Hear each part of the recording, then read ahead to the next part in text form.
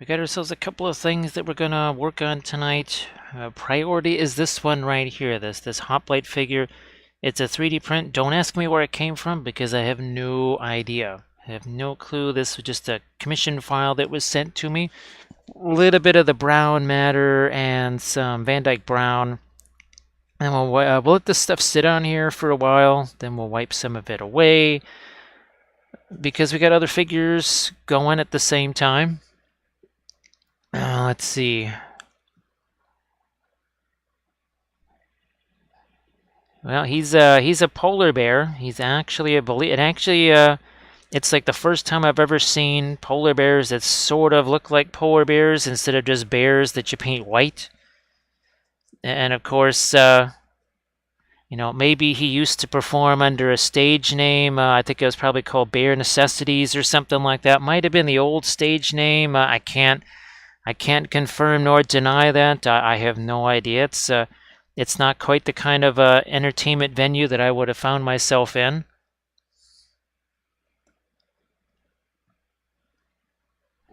All right, Bill. Well, we'll certainly be here. We'll certainly be here. We're only just getting underway, right? Just getting the party started. We might have to throw some more stuff out here for pre-glazes and all that kind of stuff. Might even wipe some of this away and hit it with some Egyptian mangoes. Yeah. That Indian yellow and the Egyptian violet and now the new Indiegogo. That stuff is wow. I couldn't believe putting that stuff on there and I didn't leave it on there very long. Good thing because it would have been there forever. Holy smokes. All right, we just this is one of the Green Stuff World texture rollers, by the way. Well, all of the bases here are Green Stuff World texture rollers, so nothing out of the ordinary there. I actually did bake some more Scopy sheets with the new texture rollers. Gonna try and do a video with those. Well, probably. I'm not sure when I'll get a chance to film that video. Sometime over the next couple of days, hopefully. Maybe even later tonight. I don't know. So, Quiz, nice to see you again. Wow, DHL's got 200. Gave you 200 sample pigments. Yeah, well, Green Fairy Studios, you'll certainly have to give me. You'll have to give me a battle report on that. Wow, that sounds pretty amazing. You'll have to. I'll be really curious to see if there's anything in your part of the process that enhances or whatever the staining properties of things. That could be interesting to see too, right? Green Fairy Studios, is there any way, is it like predestined? Like you use this pigment, it will be staining, or if you do this sort of a thing, this sort of a treatment of it, it will be more or less staining. So yeah, looking forward to seeing that. I think that's going to be really cool. All right, so that we're just, again, what are we doing here? Nothing super fancy. Just throwing some stuff in there. Let's set that aside. We'll probably try and maybe get a little splash of some color here on the mosaic. Again, all of these, this is the Greek texture roller. Huge surprise, I know. Huge surprise. The other one is the Roman texture roller.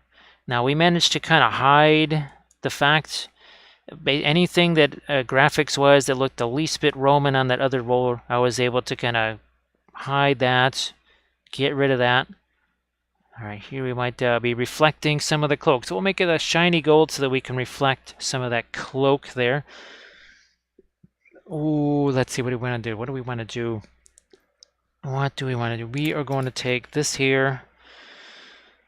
We're going to take this, some of the Indian yellow here. Some of it, not all of it. Thank you very much.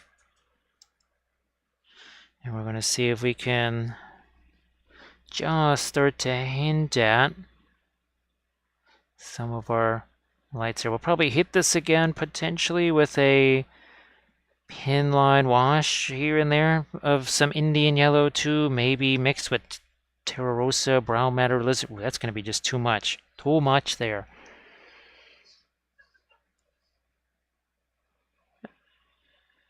So the release is called Frostburn Horrors. That's the December release of the polar bears are again they're from the December release. So that is Frostburn Horrors. The trolls, the polar bears, that Etten, the walrus guys, all that stuff again is Frostburn Horrors. That should be the December release from Archvillain.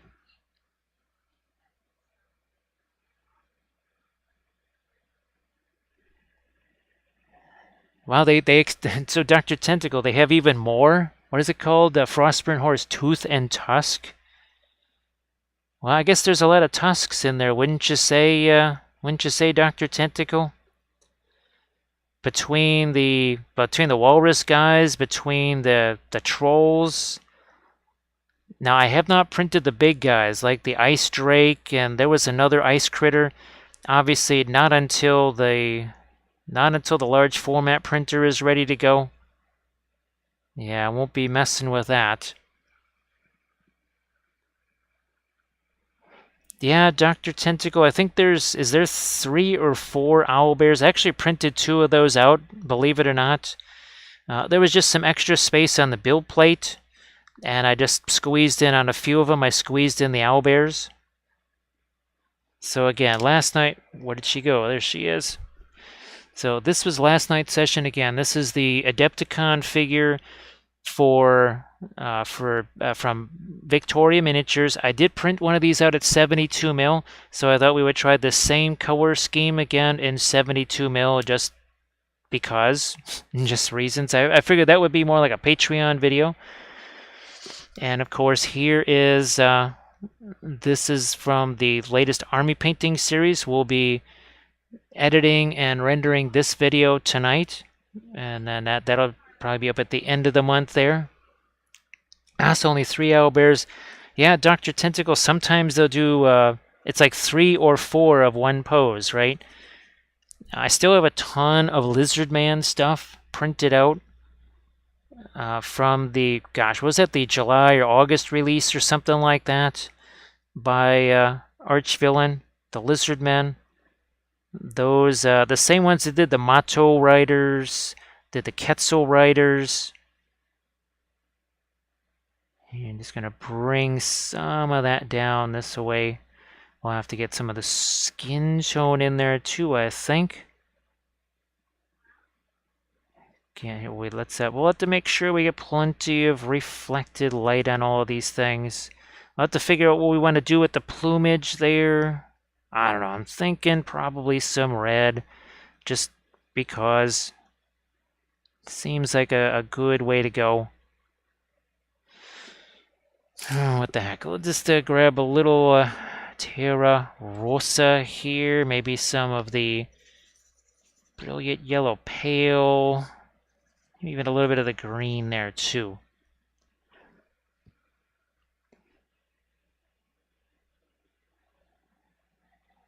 Now, that Green Fairy, I was going to say, I was wondering if you were petitioning for that to be the name of the new Indigo, which I'm just temporarily labeling as Egyptian Indigo because it's just so intense.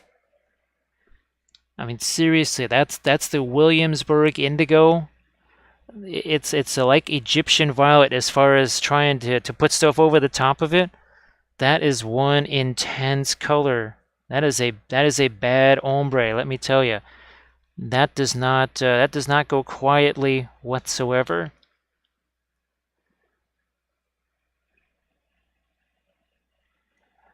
All right, so here we go. Let's again bring in a little bit more of our skin color in a couple of spots here. Oh, what the heck? We'll just throw that on the back of that shield. I don't care. Whatever. Doesn't matter to me.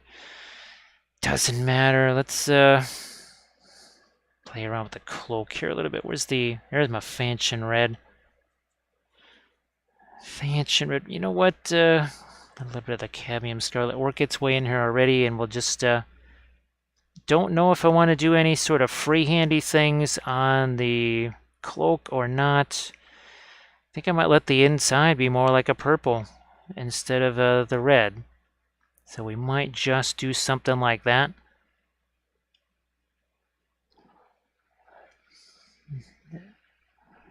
Yeah, Dr. Tentacle, I guess next month's release, at least right, Armored Wolf, the next month's release is pretty much a Skaven theme.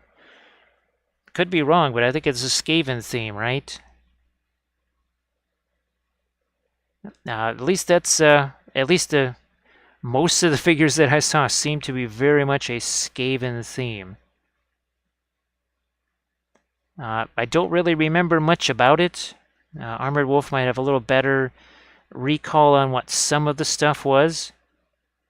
Now here we will get a little, again, some reflections here on the shield, of course. See how fast that already starts to take effect. Bam, there we go. All right, what do we got? What do we have? Do we already have those couple of brushes out here? If they are out here, where did they already go? Unless I already put them back. So I put them back. There they are. Wow, we'll use this one first. So there are some rats. I'm guessing there's probably an abomination in there. Yeah, there must be an abomination in there. Oh, here it is. This is the other one I was looking for. I think I might get myself a couple of more of these. Now, what's weird about these is that you sort of have to break them in. That they start out being really too bulky. And here we're trying to use a little strategery here. We're trying to just do some dry brushing with our red here. Almost like what we would sometimes do with, say, an umber or a dark brown over the top of something. I'm just trying to find another way of maybe painting the red without having it end up being quite as shiny as it does. And I think, you know what, that's working. That is working. So that might be something that we do in the future. Yes, indeed. Now here's the miniature that we just posted. Was it yesterday, I think? Yeah, I think it was yesterday we posted the Dark Sword figure right here. That was very fun. Oh, and, of course, holy smokes, this is heavy. This is our latest Armada ship right here. This is the Salamander fleet, so hopefully we'll get to another one on Monday. But there's our there's our crazy fire elemental that just realized he's on a boat at sea and he's freaking out. So yeah, that's why he looks like that. Because when he signed up for an ocean liner, he thought it was some kind of like a reading club or something like that, or a comedy club like one-liners or something. Now, much to his surprise, yeah, he ended up at sea, so that was not what he was expecting. All right, so this is kind of a... I'm going to have to remember this. Wow, sometimes I learn things. Look at that. Grim, I figure... I'm actually thinking it would be more than just a Dark Sword episode. I think it would have to be a batch of figures because unfortunately with them being just so shiny by themselves and not really drying very fast, it means the setting time is also a bit less. So instead of one figure, I figure that's where maybe, I got a bunch of Lord of the Rings figures that need painting or something like that, and maybe we give them a shot like that.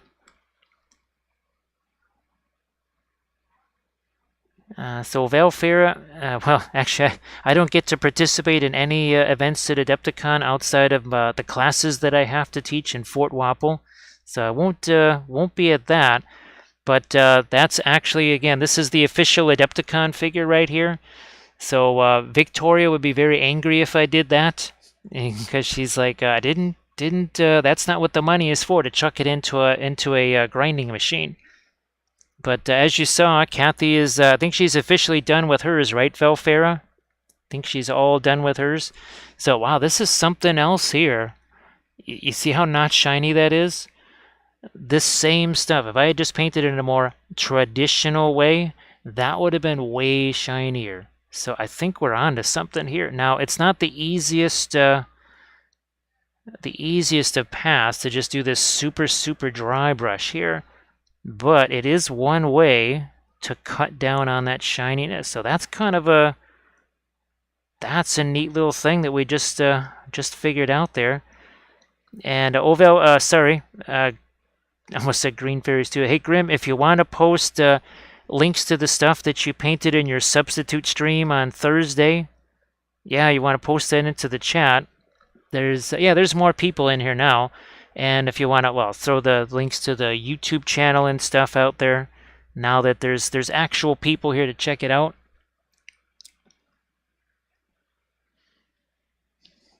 Valfeira, it's got a lot of the critical elements to it. It has, is this the brush? I think it is. Yes, it is. It's got a lot of critical elements. It's really opaque.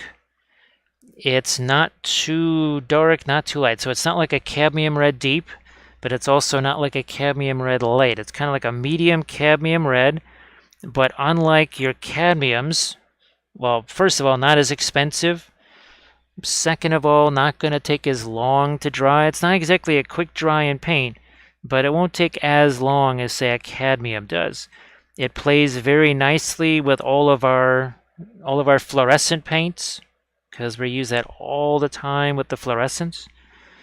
So it's just one of those, there's nothing else quite like it. I really haven't found anything else that does the same things. So it's kind of a winner. It's not the cheapest paint in the world. I'm pretty sure it's a Series 3. I can double check on that. Or is it? No, it's a Series 4, so it ain't cheap. This is not cheap, but then, well, Williamsburg is not exactly cheap. And even this, that's not exactly cheap either. That's not a cheap. So regular indigo from Winsor Newton is probably going to cost you $8 or $9. This one right here might cost you, what would you say, Grim, a Series 3? Is that going to be in the $14 to $16 range as we welcome in Dano? How you doing there, Dano? I hope that everything is going good. Oh, and Dano, I finally remembered. I showed these to Diwali earlier today. So this was the regular indigo. This is the Williamsburg indigo. And talk about a super staining color. Holy smokes. Yeah, we're just going to call it Egyptian indigo now, because it's that level of holy smokes. It really is pretty insane, actually. Yeah, Velfra, I wish it wasn't quite so pricey. Well, we wish all the colors weren't quite so pricey, but it just, the stuff that it can do, it's really second to none. It just on so many different levels. If it was cheaper, that would be fantastic, but pretty much on every other level, it's just such a winner. Here, let's keep going with the addition now of some actual yellowish gold color. We're gonna have to do the reflected light thing soon, though. We can't ignore that. Here, let's get a little bit more of our brilliant yellow pale into this too. Valfeira, it's only certain colors. It's only certain colors. The vast majority are still Winsor Newton and Gamblin. Let me see. What are the Williamsburgs that we use on a regular basis? There's Fanchon Red. Well, the Van Dyke Brown is kind of interchangeable between that and the Gamblin. I prefer the Williamsburg, but Gamblin will certainly do the job. There's the Fanchon Indian. Well, the Indian Yellow is Williamsburg. I'm pretty sure that the Gamblin Indian Yellow would be okay there too. And Brilliant Yellow Pale, but you can use Radiant Yellow as a possible substitute there. That would be cheaper. Maybe not tons cheaper, because I don't think that's the most expensive color ever. It's only a Series 2, so yeah, this is not super expensive right there. Well, Happy Heretic, that's fantastic. Congratulations on that. I'm sure that's kind of a relief and a very pleasant treat right there to have that go so quickly instead of having to kind of wait and wonder. So very cool. I'm trying to think of, yeah, because Perline Black, Indigo, the Gamlin Quick Dry White, Prussian Blue is from Gamlin. Perline Black, that's from Winsor Newton. Black Spinel is from Gamlin. The Phthalo Green, it could be from anybody. What else is there that's really specifically Williamsburg? So it's kind of a three-way. Yeah, it's a painting three-way between Williamsburg, Gamlin, and Winsor Newton. Because, well, that's just how it is. Let's see if we can't get a little bit more of a little more of our highlights in here. We'll probably be hitting this with a little bit of a glaze, a pinline wash of some kind, perhaps. A brown matter. That's another Winsor Newton color right there.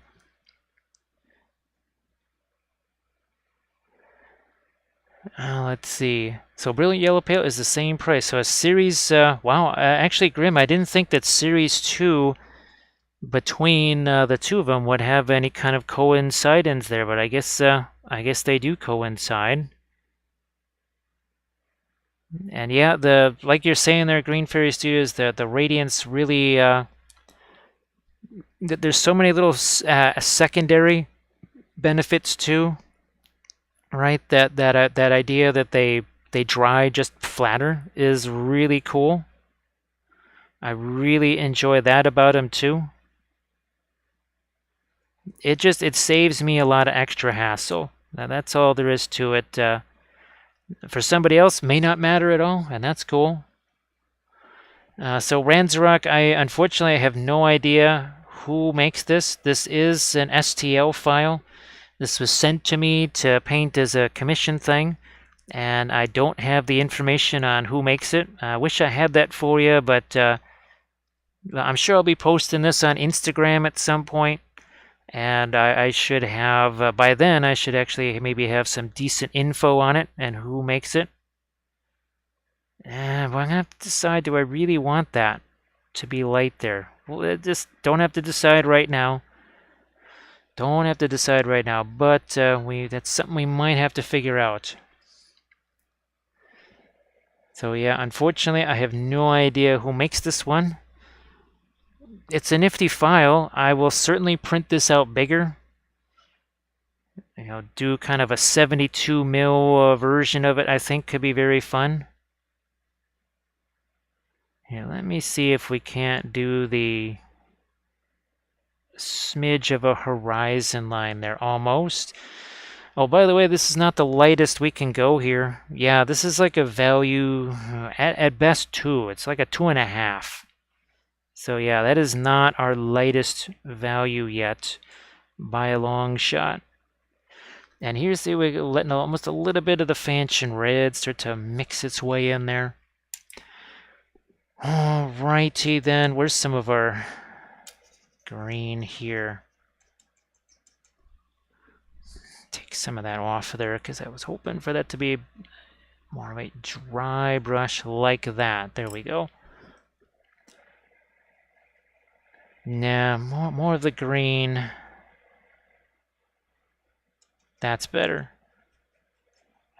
Well, like I said, we'll go back down in here and probably try and do some kind of hint of colors there on that mosaic. I certainly don't want that to overpower everything. Get some more of our green down here just to get looking to do a little bit of reflected light here. And then, of course, we'll have our cloak reflected in the shield as well, because that'd be very fun. Love this game. How you doing?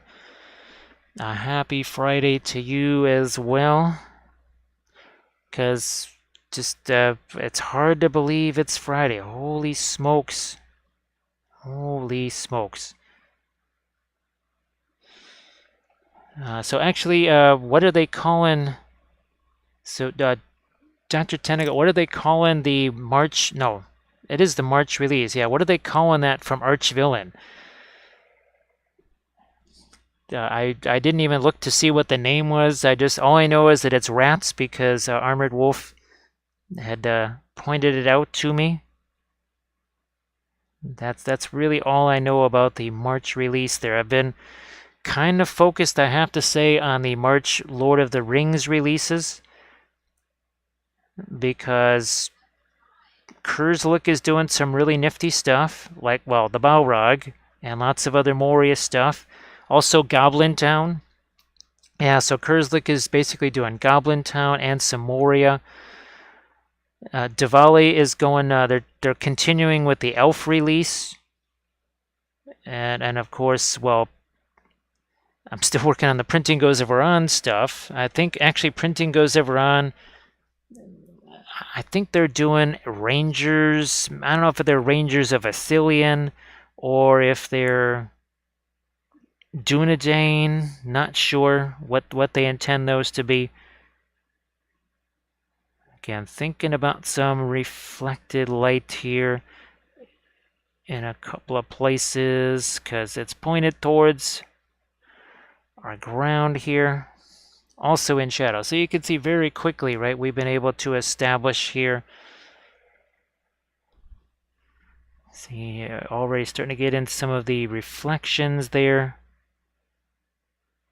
on the armor. We'll have to go back in with some darks too. We're not forgetting that. The Affliction Overrun. Frayed Brush, how you doing? So Dr. Tentacle, well, between you and Armored Wolf, again, I didn't have a really good look at those. Do you think there's going to be some good opportunities for, shall we say, the warp lightning effect, right? Lots of green object source lighting. I mean, that's what I always think of when they're Skaven. So if I do any of the things from that release, you can guarantee, I guarantee, as was said, that you're going to be seeing tons of green object source lighting with that. So that could be very interesting too. Maybe not quite that. We'll just go with something like that.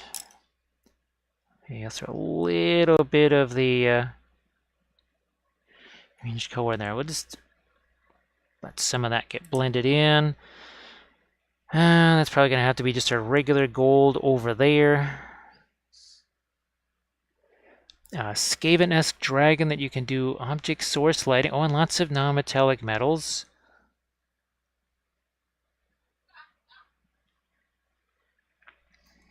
So yeah, Dr. Tentacle, what's interesting, because they have different sculptors kind of working on the release, it's not like one sculptor does everything. They may have half a dozen or more sculptors working on the entire release. It kind of explains why sometimes figures have essentially perfectly sized bases for Schmage of Schmigmar, and sometimes the other ones are not quite the right size. They're sort of undersized. I've noticed that about the Archvillain stuff. You look at it and it's okay, yeah, why is this just so different size-wise than the other ones, as far as, say, even the base goes. So it's weird sometimes how that works. All right, maybe a little more. Let's get into some of our lighter yellows and such over here before we get too involved with some darks. Again, let's just start to hit some of this. That was very much the same way with the figure last night, where we just kind of went in there. Oh gosh, was it sketching or something like that? I guess that's what all the cool kids say. Except with their sketching, right? Well, they're stuck with that. Whereas here we can just, well, if you don't like it, we just wipe it away, or we just say, well, we're not going to take another color, we're just going to blend it in with our sketching, or take that blob of color we stuck there, take a blending brush and push that around, and poof, the sketching is now turned into the finished product in about 2 seconds. because, that's cool. There's a flying creature with a pot of fire that you can just paint green for plague. So, so Dr. Tentacle, is it sort of like like one of those forest fire planes, right? One of those water drop planes? Except it probably just drops plague juice or something like that, I guess. So Freight Rush, I hope that you're doing well. Happy Friday. Hopefully all your painting projects are going very well. That probably should get to be a little bit more towards the gold here. Not too much. Do want that red to start taking over, but I also want that red to get warmed up just a smidge there.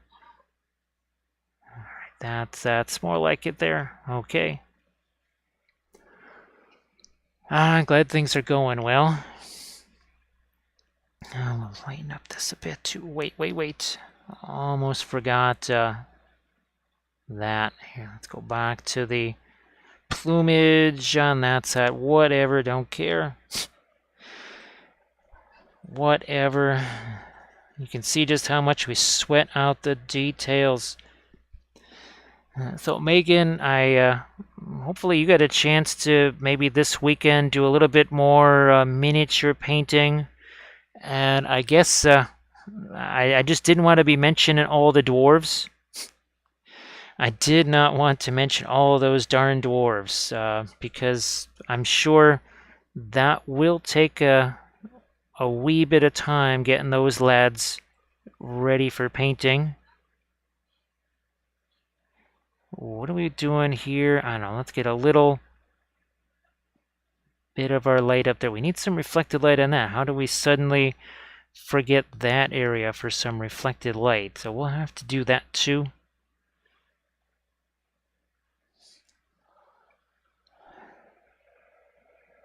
Yeah, of course, anytime I see that, I just have to say Fry Slayer. That's what we always are, forever and ever, we will always call them Fry Slayers. Because man, that drove people bonkers. And I had no idea what the heck any of that stuff was. I'm just like, what the heck is a Fry Slayer? I would like that to be me because I do enjoy fries. And no, I am not eating them Canadian style with gravy.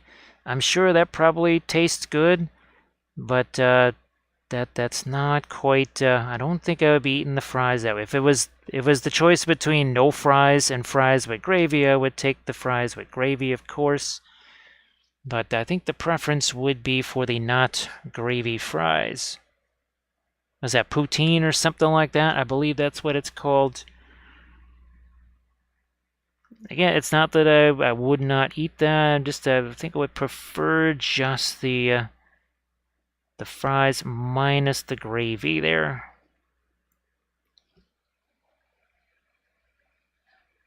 If you've eaten chili fries, you've eaten poutine. There we go. So everybody, please go check out the Savage Orcs. That's from Grimm's Blood Bowl team that he's working on. And Grimm, you were saying that you use the gold ochre, right? That's what it's called.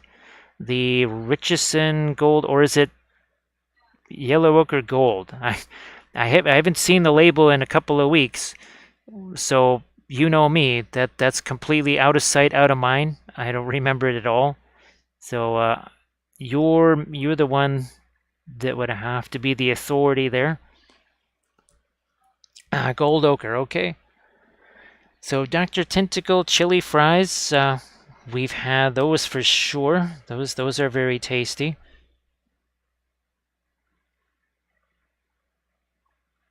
Eaten lots of things with chili, of course. That didn't quite go where I wanted that little bit of green to go, but no big deal. We'll worry about that some other time.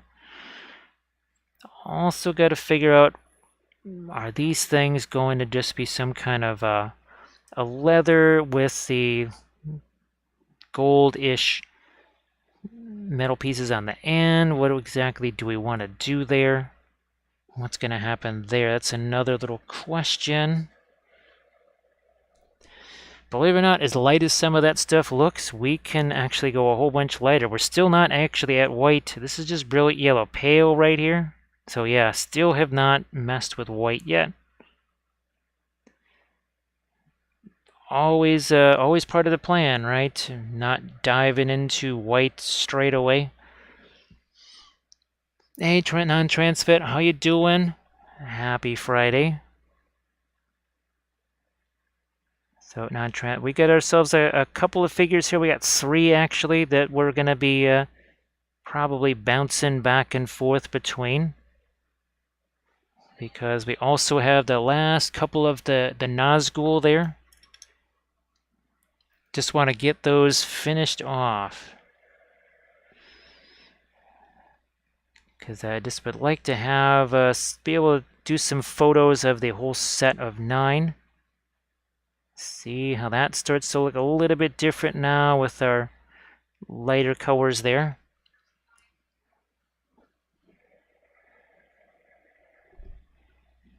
I'm gonna go up here first.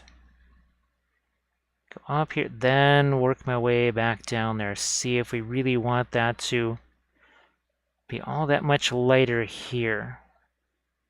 Maybe, yeah, I mean it's the part closest to us, so probably should be catching a fair amount of light there.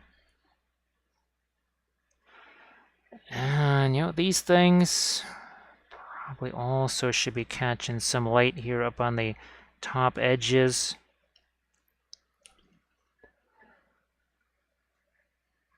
So non-trans fat, it was a very simple thing. Now we actually did a little different approach. Well, it was the usual Egyptian violet slash. Would you say there was a decent amount of probably some of the brown matter in there too? But Egyptian violet for the most part, a little bit of fanchon red, a little bit of the brown matter, and then we just started to dry brush some fanchon red over the top of it. And then we started to dry brush in a little bit of the cadmium scarlet into that. So that's why it doesn't have quite the shiny look that red typically has, because I just want to see what happens if I just dry brush this stuff on here. And that worked out pretty darn well, I have to say, for controlling the usual shininess of the red. So something that we've learned, something we'll try and incorporate in future. So the shield's starting to get nice and crispy, right? And the armor's starting to get nice and crispy. And of course, we spent all of about maybe 35 minutes on this guy so far. I mean, this was, what was this? Not even 4 hours on this one right here, start to finish, with the textured cloth and all the non-metallic metals and such.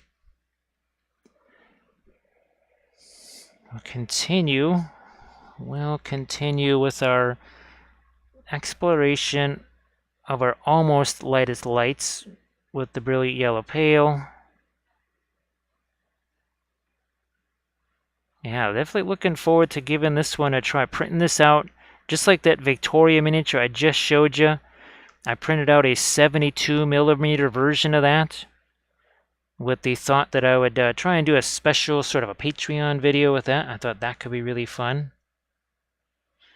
All right, now maybe we start to play with a little bit of our white into the brilliant yellow pale. Minus that piece of fuzz, we don't need fuzz. We'll go without that piece of fuzz as well, thank you very much. And we'll try and lighten this up as best as we can.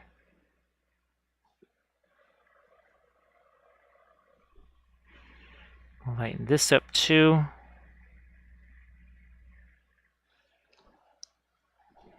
And we would have to come back in with a couple of darks there, just basically simulating a horizon line. And we got go to sleep, go to sleep. How are you doing? Hopefully it's not time for you to go to sleep. But of course, we know if a certain individual who might or may not be a Meyer has too much of that weed, he tends to go to sleep. He's like a wizard, goes to sleep precisely when he means to. It's like, no, dude, you do that when you're hammered, which is all the time. It's like, man, this is a tough crowd. So thank you so much for that follow, go to sleep. Appreciate that. You know what we should do? Yeah, let's just hit this a little lighter as well. We'll have to throw some of our, little bit of our blue in there as well. Probably go in there with some Prussian blue. We haven't forgotten down here our mosaic tile. We'll get to that too. We'll get to that. Never fear. Yeah, we haven't done our lightest stuff here on this shield either. Let's see, where do we want to go with some of those lightest lights? Like I said, we may or may not do some extra little freehandy type things on the cloak. Maybe something that mimics what's on the shield, because, well, that's always, what would you say? That's always kind of a winning plan. It's like, oh, look at, there's this design on the shield. Maybe that's probably something that I should also put on the cloak, because, well, there must be a reason why it's sitting there on the shield. See if we can't sharpen up this edge here. I think I still need to go in there. Yeah, later with the dark, that's okay. It's alright, no big deal. Ooh, let's get the top edge of this. Speaking of edges here, we got a whole bunch of edges there with not a lot on them. Go back over here to, that's the Indian yellow slash brilliant yellow pale mix. Again, some lights on these edges here. That's better, having those little lights on the edges. That's what's going to make it look like metal. Those little areas that are catching those glints of light. That's where you're going to get your metallic look. And it doesn't matter whether it's metallics or not, because where the heck is our... We still have more of these guys to do, right? But again, this is all gold true metallic metals. And you can see we reflected the red onto his helmet, just like we're doing here. It's no difference. If it's going to be metal, you got to reflect that stuff. And again, well, speaking of reflections, here is, this is the Patreon video that I'm going to be editing and rendering tonight. You can see there's some reflections here, right? You can see that basically the horizon line reflected on his shoulders, which continues right over here. You can see we've got sort of a horizon line reflected onto the armor here. Look at that little building, a tower of some sort, all reflected onto the horse and his barding. If it's going to be shiny, how in the world does it just magically not reflect anything? So gotta have those. Do we need to make this any lighter with our red? I don't know, let's snag a... Well, that's got some of the white in there now too, but... Well, no, brilliant yellow pale, and that actually doesn't work out too badly. That could also be the... We'll use that to lighten up some parts of the red in the cloak, I think. We need to reflect some of that red over there on that part of the shield. Bit more here. All right, now let's hit this up here. So that bit of the cadmium scarlet that keeps it from getting too pink, right as we lighten up our reds, but then give it a little bit of brilliant yellow pale, that keeps it from getting too orange. It's a little bit of a balancing act when you're going to be making red lighter. Is it too much white becomes pink, too much orange, well, starts looking like a skin tone almost. Again, we'll lighten up our reds the same way here. Let's turn this around. We got to get the front of his cloak, and then there's other parts of this, like the reds underneath there. That actually has to be a cooler red, so we'll probably be using something like the... Yeah, I think we'll probably be using the Radiant Violet, mixing that with some of the reds there. Get a couple of hints of red reflecting on this white, because the cloak's sitting right over the top of this. How in the world does none of that red reflect onto the shiny gold? So that's why we're doing that. It's the same deal over here. We're going to reflect some of that red here.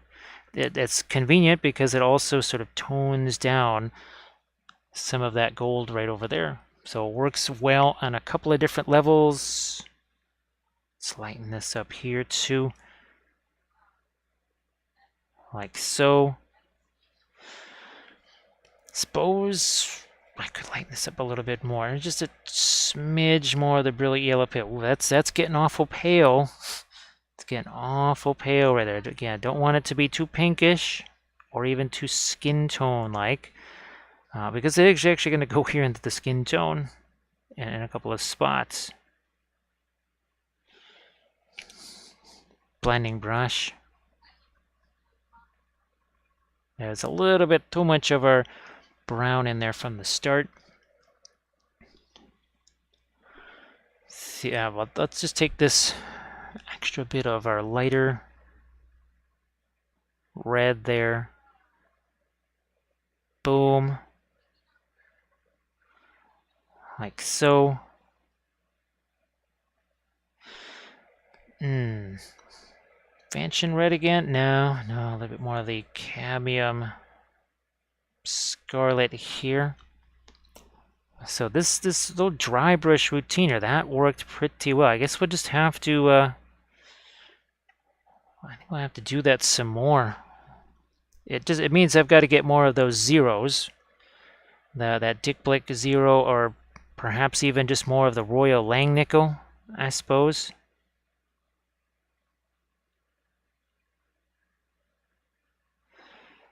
Oh, yeah, we need a little bit more of our light over there too. Alright, so very quickly on that red cloak, yes, very, very quickly. Terra Rosa, back into the skin tone. Also, keeping some of that green around. Back to the Terra Rosa again. Now this looks very, very light here. It's actually not very light at all. It's just because our pre-glaze is just so effective at establishing a nice dark tone there.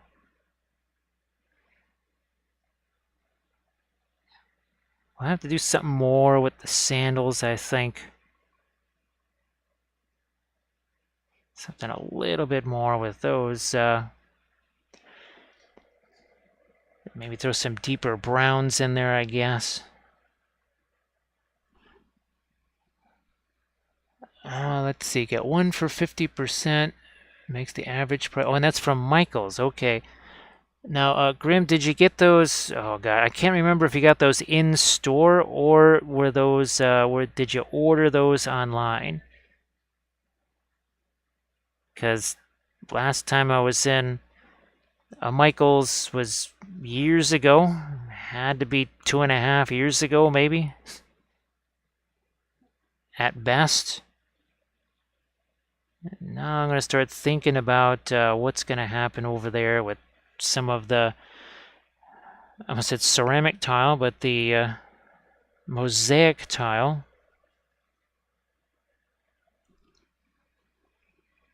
Online, they have free shipping for orders over $50.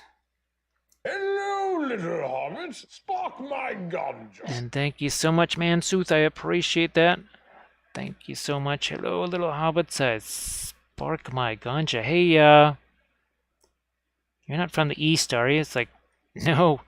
Seriously? You think I'm a Persian, huh? It's like, well, I don't know. Jeez. Hey, JP, nice to see ya. So we're working on that hoplite and trying to get the last 2 of the Nazgul from our set of the 9. And of course, Kamul the Easterling. Yeah, this is up on the YouTube channel, which actually most of these are. I think this was the first one that we did. I guess that's supposed to be the Witch King, apparently. Now, Grim. So the Cotmans that you're getting, they're the typical blue handle Cotmans, right? Almost tempted to maybe get some Filberts or something like that. So that's the online thing, huh? Well, we're gonna need some things. So free shipping over 50, huh? Well, Grim, I'll try to remember that, and we might just be having to get some of our Adepticon supplies from there, since it's free shipping. Although, I suppose, what is Dick Blick's free shipping now? Is it? I think it's $100 now instead of 45. I'm pretty sure that's going to be a permanent thing, don't you, Grim? That it's never going back to the 45. Unless things get crazy and they feel like they need to attract some customers. So who knows? Maybe that works in our favor.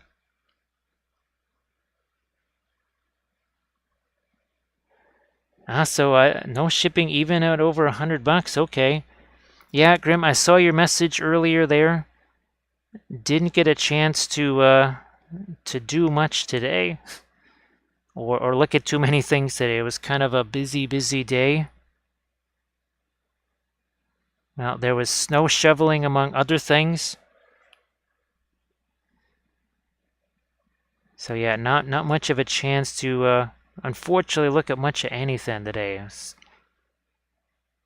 So if folks sent messages and they didn't get any messages back, I do apologize.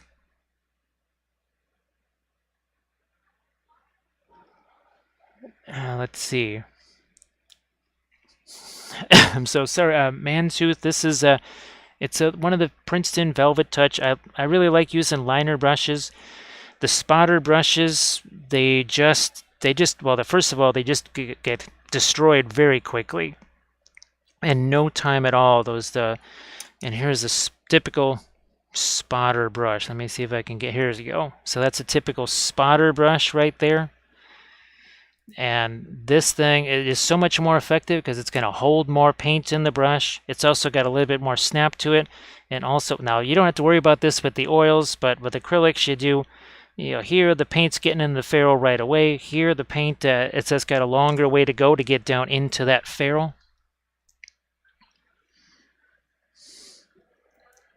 So yeah, just the last 2 Nazgul JP, because we got the first 7 done.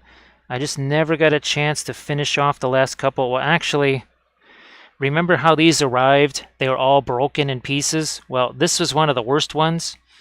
Yeah, and there was another piece. This piece was missing. I only just ran across that yesterday as I was looking for something else that I never found. Still never found the other thing I was looking for, but I found that piece, which I had been looking for. I ended up just basically reprinting some stuff from Diwali because I just couldn't find the darn thing. Alright, here, let's get some of a little bit of our skin tone down in there. We're just going to, again, take our blending brush here, push this around. Well, again, this is why it's so much easier and takes so much less time with the oils, right?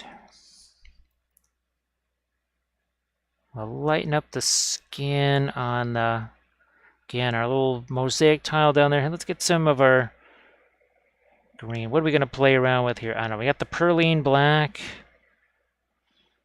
A little Indian yellow to warm that up, perhaps. Maybe a little radiant green in there. And on the laurel leaves here, again, I don't want that to be too intense. We'll go with our usual blue right there. I think these kind of alternate maybe between greens and blues or something like that. Here, where's a Prussian blue, turquoise. We'll use this for right now. Again, this is on our mosaic tile floor. This is the texture bowlers from Green Stuff World. Now, do I fill that in or do I do this? Oh, heck, we'll just do this up here with our blue.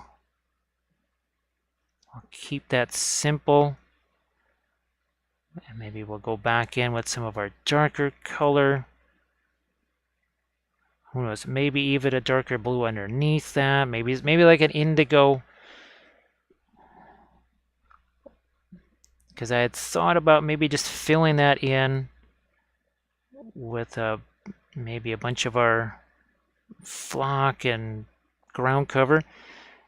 Well, Grim, oh yeah, Grim, sorry that you had to, you kind of had to beat down the door there with footsore. Sorry you had to fool around with that.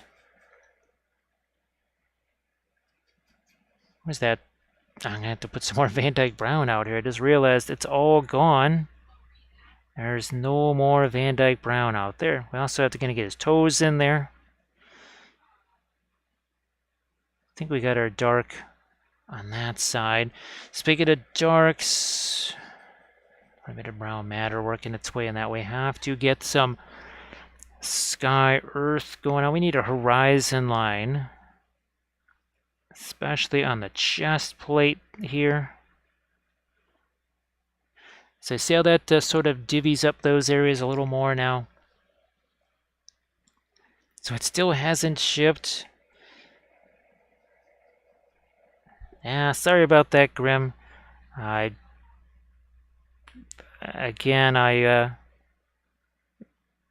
Maybe I'll just shoot him a message. Not specific about that. Just say, so are things okay?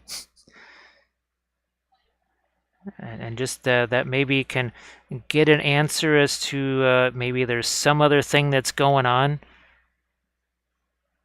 Some other factor at work.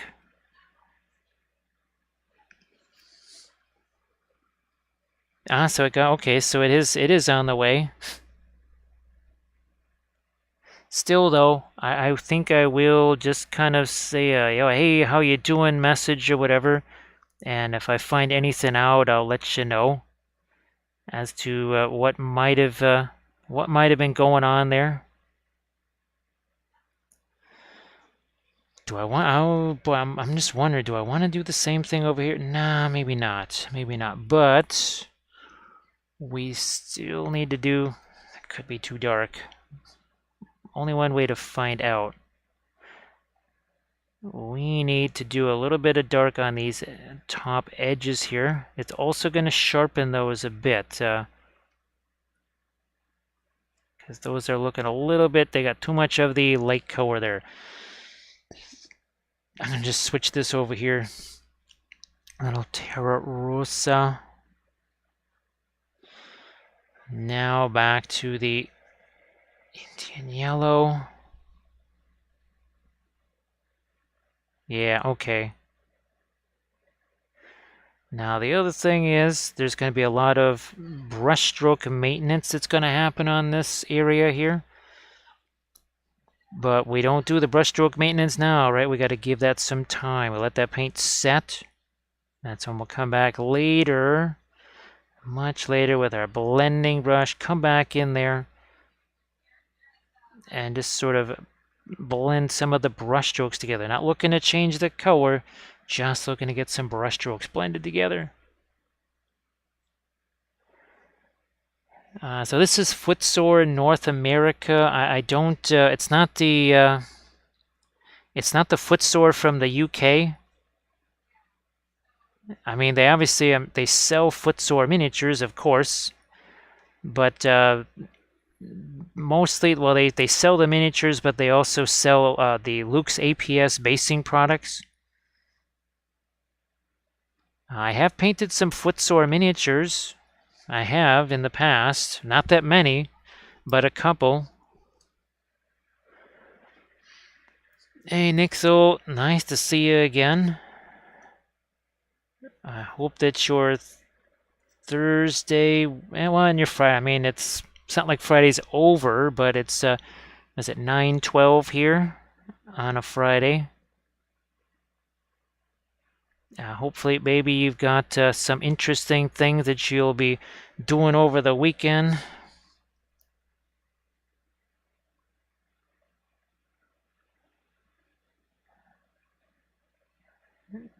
Pop this right there. You know what? I think we need some more. I think we actually need to go with a little bit more of the way of dark right there and here too, because we were talking about that sort of a horizon line. Ooh, that might have been too much. Here it is. This is my micro blending brush, and we're just going to drop that down right there.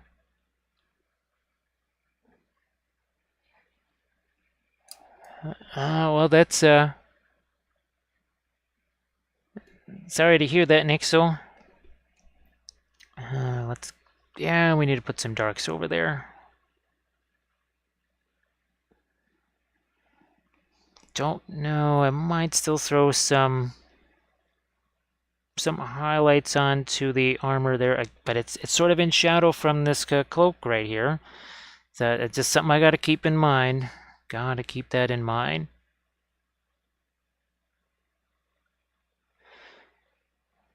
Yeah, sorry if I forget what day it is. I mean, basically here, now one day is the same as the next. There's no weekends. There's no weekdays. There's just days. There's days where I'm filming. There's days where I stream. That's different. But otherwise, they're pretty much all identical.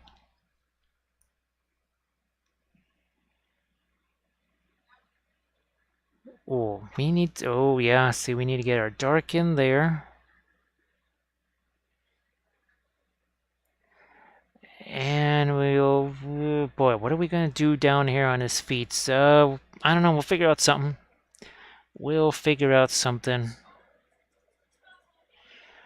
Back to our Indian yellow here. That's still mixing with our, for the most part, brilliant yellow pale. I'm glad that you get a little bit of respite there, working with some good folks.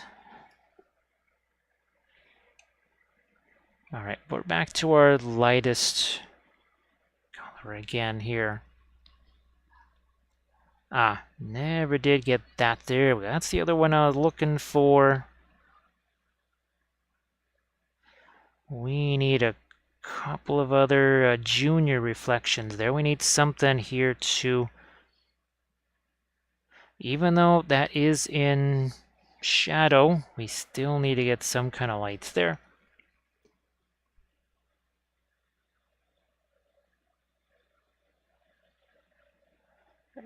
And we'll throw a little bit of our lights there.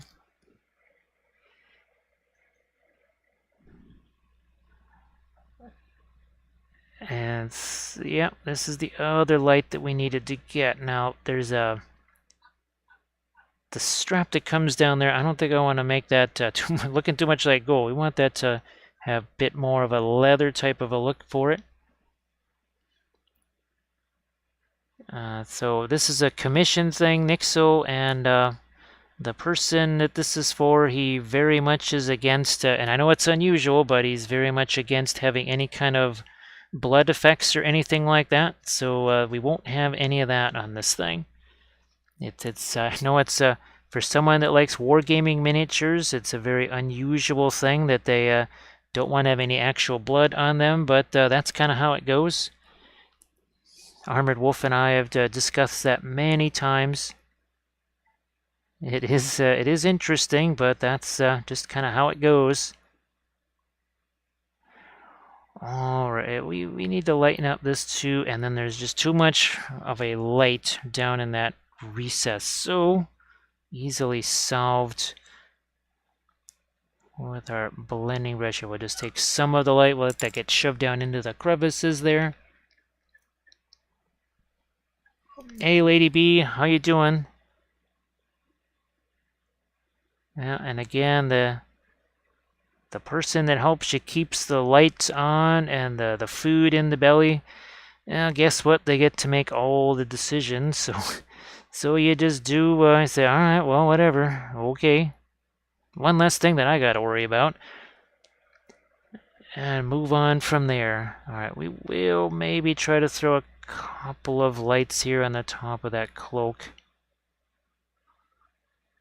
Yeah, that'll work there. Now, boy, see, I don't really want to get too much into the lighter tones on that plume just yet. I think we'll hang on to that for a bit. I am going to grab this. Let's take this sort of violet here. This is the radiant violet. Head back down to the mosaic and see what we can do here. I think we will. Yeah, you know what? We're going to just start throwing some pin line glazes in place here. Hey, Belly Savalas, how you doing? Nice to see you.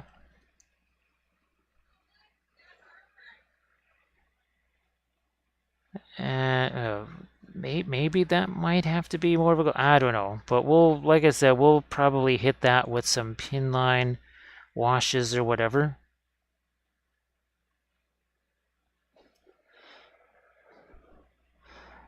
And we'll do the same here. Just to lighten up a couple of these areas.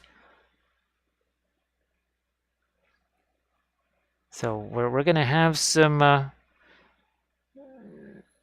more videos on the new texture rollers. We've got the Arcane roller, we've got the Norse roller, and I never actually did one with the Steampunk roller, so we'll probably try and do that one as well. All those from Green Stuff World. So Lady Bia, I saw you did an Instagram post about some wet blending there. Hopefully that was very successful for you. I just kind of saw it. I think it was yesterday, maybe, or last night, or something like that, as it sort of floated by. So hopefully you were very successful. All right, here, let's get into some turquoise here. Maybe a little bit of our blue. A little bit of our blue thrown in there also. Gonna start putting that on this. And then it's gonna go over here. It's gonna go here onto, again, our mosaic floor. Just cause. Let's see. So Belly Savalas going to try those oils. Now, Belly Savalas, you know, the usual pieces of advice that we always give. You know, a miniature that's got those wide open spaces, right? Gives you plenty of room to try and maybe do some blendy things. And of course, less is more, and more is way too much. So when you think you don't have enough paint on the brush, take most of it off. And if you think, my gosh, I have no paint on this brush, take some more off of the brush. Less is more. And of course, let the oils do the work, right?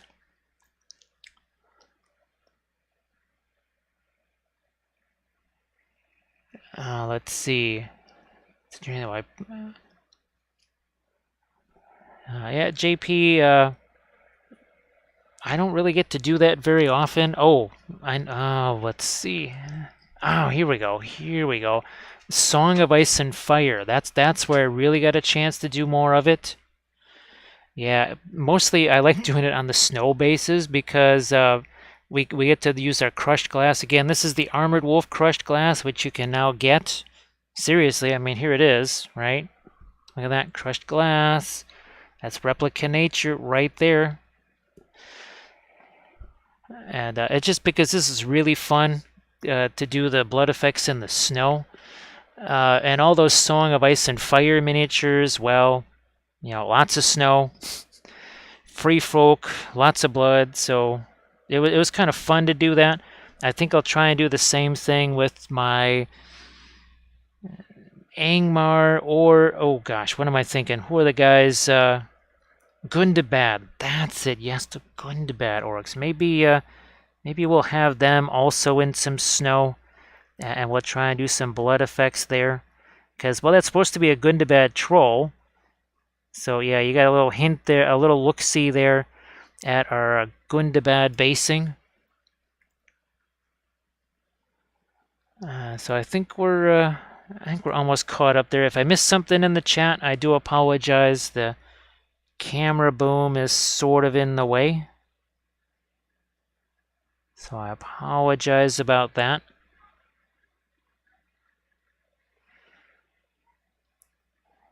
Here, let's. I did actually. Well, I don't think it's going to work in here, but technically there is a new camera boom in the house. I don't. Again, I don't think I'm going to be able to use it in here because of the way the setup is. It was actually intended for the new filming area if I can ever get that set up.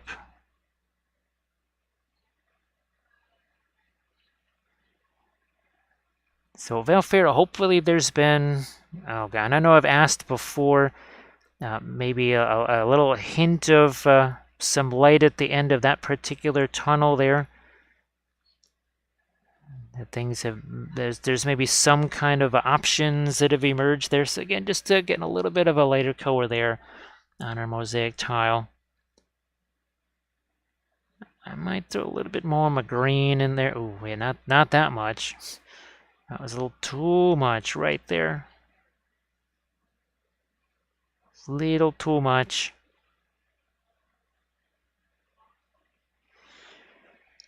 So yeah, Nick, so hopefully, because I know for a while there you were just not actually being in the office there and being away from the folks you worked with. I know that was not, that wasn't your favorite situation in the world, so it does sound like at least maybe you get to be sort of back in a more comfortable environment.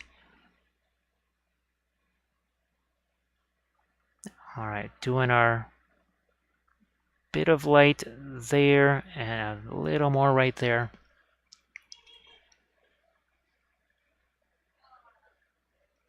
All right, boy, oh yeah, oh gosh, what the heck did we call that stuff? The cheese that was in a spray can? Oh, what the heck we used to call that? Haven't had that since I was a kid. It's been many, many years since I last had that. What the heck did we call that stuff? I mean, it's the ultimate in fast food because you literally just point it inside your mouth and you spray and you got yourself a cheesy, some cheesy goodness. Probably just a bunch of lard or something like that. That's spray yellow, and with a bunch of salt in it, I'm guessing. And then maybe something that's vaguely cheese flavored. Probably not much actual cheese in it, but not everything that says it's made of cheese has to actually be made of cheese. Cheese Whiz, thanks. Oh, that's in the jar. Yeah, well, the Cheese Whiz was always, wow. That's another thing I haven't had. Do they still make that stuff? Do they still make that? Because I could just see that certain individuals trying to say that that's a hazard to humanity or something like that, and you shouldn't make that anymore. That is another product that I have also not had since I was a kid. And they still make Cheese Whiz. Hopefully they don't make it out of tofu or something stupid like that. If you're going to eat Cheese Whiz, you want Cheese Whiz. You want all the artificial nutritious goodness that's in there. Whatever petroleum products or salt or sodium or whatever weird chemicals. You ain't eating Cheese Whiz for health reasons. That's for sure. Do I need to get a little... Yeah, I'm going to sneak a little bit of light up there in that corner just for reasons. Hydrogenated oil. Wow, Philly steaks are made with Cheese Whiz. They have all food in a spray can. Actually, JP, oh, what the heck are those stupid things? Oh, replicators, right? on Star Trek. Talk about the ultimate in fast food right there. But of course, it was wasted technology because why would you not make, say, replicator pizza that has the same nutritional value as broccoli, but yet is actually just delicious 5 meat, 6 cheese pizza, but you just artificially fortify it with all those vitamins and everything else? Why would, if you have the technology to make a replicator, why would you replicate broccoli when you could just make, I don't know, a French silk pie that has as much fiber in it as, I don't know, a bowl of what are those, the Brussels sprouts or something? But I mean, what are you going to want to eat? A bowl of Brussels sprouts or the bowl of or a big slice of pie? Let's see. Oh, geez, Velveeta slices? Holy smokes. I think those used to be sold as health food at one point. Probably in the 1950s.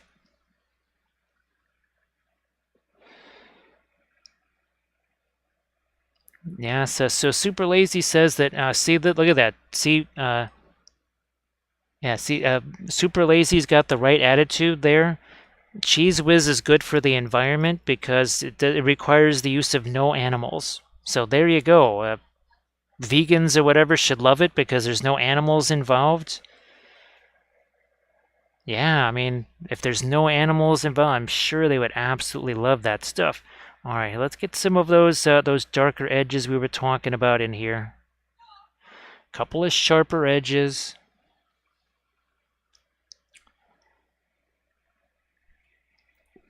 Same thing down here. Same thing down here. Now I know there's some folks, they've got the weird taste bud thing where cilantro tastes like soap. It doesn't matter what it's in, as if there's cilantro in it, whatever they're eating will taste like soap. And then there's certain folks that I guess just they cannot eat broccoli because, and they're the same folks actually, I think. The same folks for whom cilantro tastes like soap. They also, for whatever reason, cannot handle things like broccoli. I don't know what's in those as far as from a chemical standpoint or whatever, but yeah, I guess they just cannot deal with that. Do I need to? Yeah, I'm going to just throw a couple little extra darks in there. Separate the toes just a bit. And then I'm going to just throw this out here. More Van Dyke Brown. Boy, look at, gee whiz, we've really been using the heck out of this thing, man. Well, it's only a Series 1. So, there you go. And there. Okay.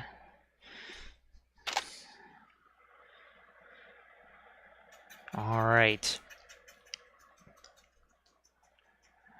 Suddenly, I don't know why the question just popped into my head that if you have one of those air frying machines or something like that, could you make deep fried cheese curds if you have one of those air fryers? I guess you could. I don't have one of those. Never used one, so not sure what the limitations are.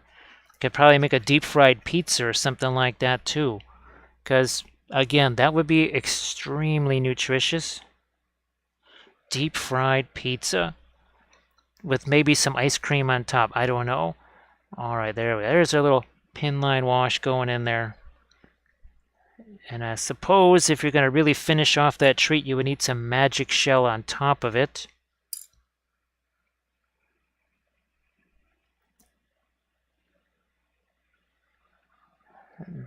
Bit more of a pin line down here. All I have to do is just touch the brush there. I'm not brushing anything, and I'm just touching the brush there. That's it. Do that here by the, well, hair, so to speak. Again, all I gotta do is touch the brush, let it do all the work.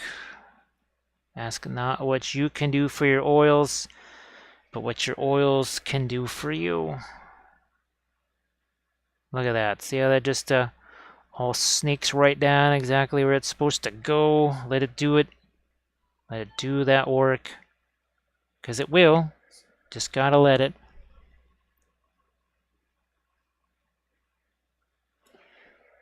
And all it requires is a gentle touch of the brush. Nothing more.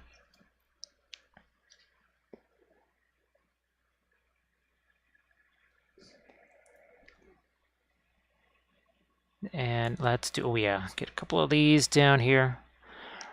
Yeah, Green Fairy, it's so hilarious because I'd never heard of it before until I started, because of bolt action and everything else, I would watch the videos and I would see people using pinline washes, right, to paint vehicles. Of course, because pinline washes, right? And then I started to think, well, there's maybe got to be more uses than just that. Yeah, I'm going to throw a couple of darks. Same thing out here. Again, just doing some pin line wash stuff. See some of the grass that's in that Luke's APS ground cover. Now, it should be interesting to see what this looks like as a film noir, because now we do have, well, we've got, oh, yeah, it's always interesting when we've got reflected stuff on our shields. So let's see what happens when we do a bit of a film noir there. You see reflected light there, but there's no red, there's no green, there's no gold. But now you got your reflected light. Oh, and there it is. There it is for Valfera, as Valfera has to head out. So Valfera, I will not wish the usual salutations for tomorrow, because you know how that goes. You know how that goes. So I hope that you just have a day tomorrow. We won't try to say one way or the other. So very interesting. Even the base, right? Nothing there. Here, let's go back to this. We'll bring back our color. And poof, there's your reflected light on Mr. Shield. Sorry that there's no light there at the end of that tunnel. Well, Valfera, if I were to ask you, is there a light at the end of the tunnel, that would most certainly be a train coming at you. So yeah, you don't want me to even mention light at the end of the tunnel, because you know how that's going to go. So I will stay silent about that. And I'll just say that that we're thinking about you as always. Always keeping you in mind. All of our little hobbitses might go back in there with some lighter, especially here. I think this is the one place we can probably get away with that. So let's just clean out our brush here. Grim, we actually, I think we can confirm that I cursed you with weather. Yeah, because, yep, I can curse a stream. Yes, I think I wished you to have a good stream or something like that. So I can pretty much curse anything. You thought it was just things like dice or whatever? Yeah. Apparently my ability to curse things goes far beyond just your prints, or your printer for that matter. Because, yeah, if you're about to, you might not want to tell me that you're, like, say you're going to go to a tournament or something like that. Because if you go to that tournament, you will swear that all of your dice have 7 ones on them. Somehow your 6-sided dice has actually 7 ones on it. Not just 6 ones, but 7. And that's just me innocently wishing you to have a great tournament. For whatever reason, it kind of goes oppo. It goes all horribly wrong. So good night there. Good night, Valfera. Should I get a little red into that? I don't know. I'm just, for whatever reason, that's looking a little Yeah, we'll just let some red get into that. Maybe even out there onto a few bits of the armor there. A little more of that. There's my yellow here. Nah, that's too much yellow. Too much yellow. Let's get back to this.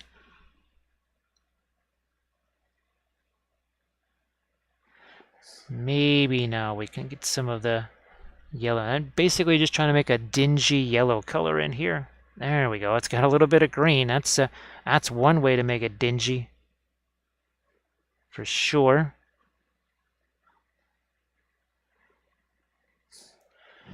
Take a blending brush, get these two working together, like so.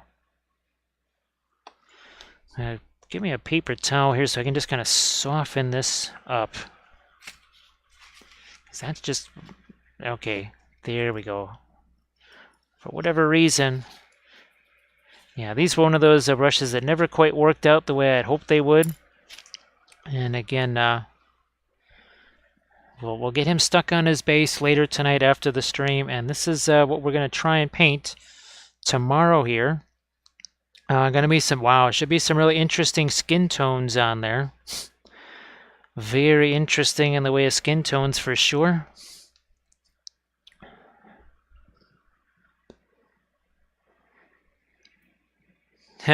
Well, Belly Savalas, given the weather that happens at Adepticon, that's not out of the realm of possibility.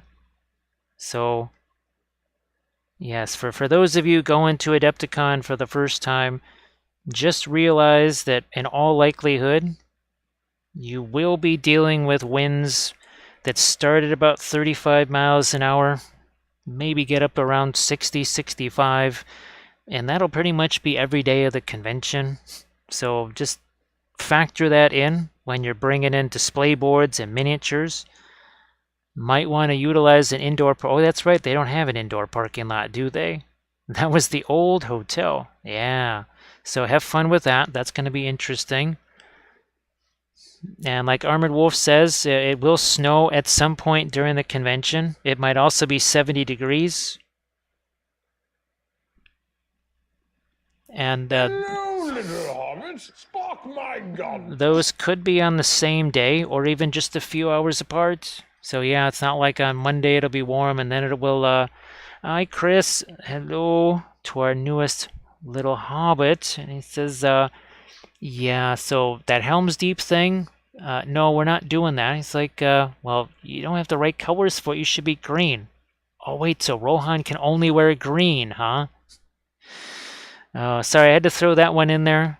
After the complaint about the Royal Guard, where they said that the green cloaks were too bright of a green for Rohan, that they would never wear cloaks that green.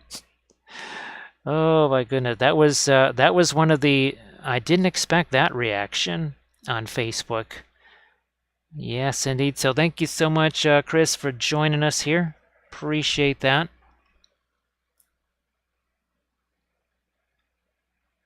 There we go. So JP has a full understanding of Adepticon weather. Like back at the old hotel, like this is 2007, when I do believe it was the Warhammer Fantasy Tournament that was being held in a tent in the parking lot in the snow. And people were pretty much just setting their army lists and display boards on fire so that they didn't get hypothermia during the tournament. Yeah, those were some fun times there. So enjoy Adepticon, everybody. You might want to also be prepared to have a couple extra days there. Armored Wolf, how many years ago was it that people got snowed in? And some of them were there for days afterwards. Yeah, I think, was that maybe... Well, of course, tack on 2 years to everything, but I don't know, was that 4 years ago or so when that happened? Yeah, let's get a little bit more of our orange in here. Oh, thanks, Chris. Appreciate that. Much appreciated. Now that might be. Don't want to go too far with that. Now, of course, other thing too is we need some of that to have a little bit more of a dark to it. It's getting a little too light of a yellow there. So the 2016, 2017. But seriously, there was people stuck there a good 2-3 days.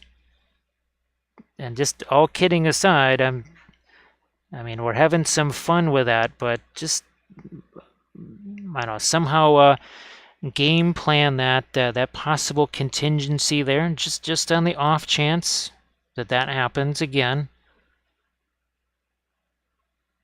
Because I know some folks, oh, this was many years ago, these folks from the UK, they were coming to a tournament basically at the game store where we were at.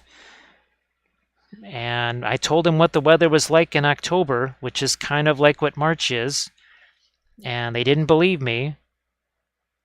And they came for apparently October weather in England or something like that. They were not prepared for 20 degrees. And we're not talking centigrade. Yeah, they weren't ready for that in 4 inches of snow. They actually had to buy winter coats while they were here. So just again, for folks that aren't used to what the weather is like here, you can get quite the smorgasbord.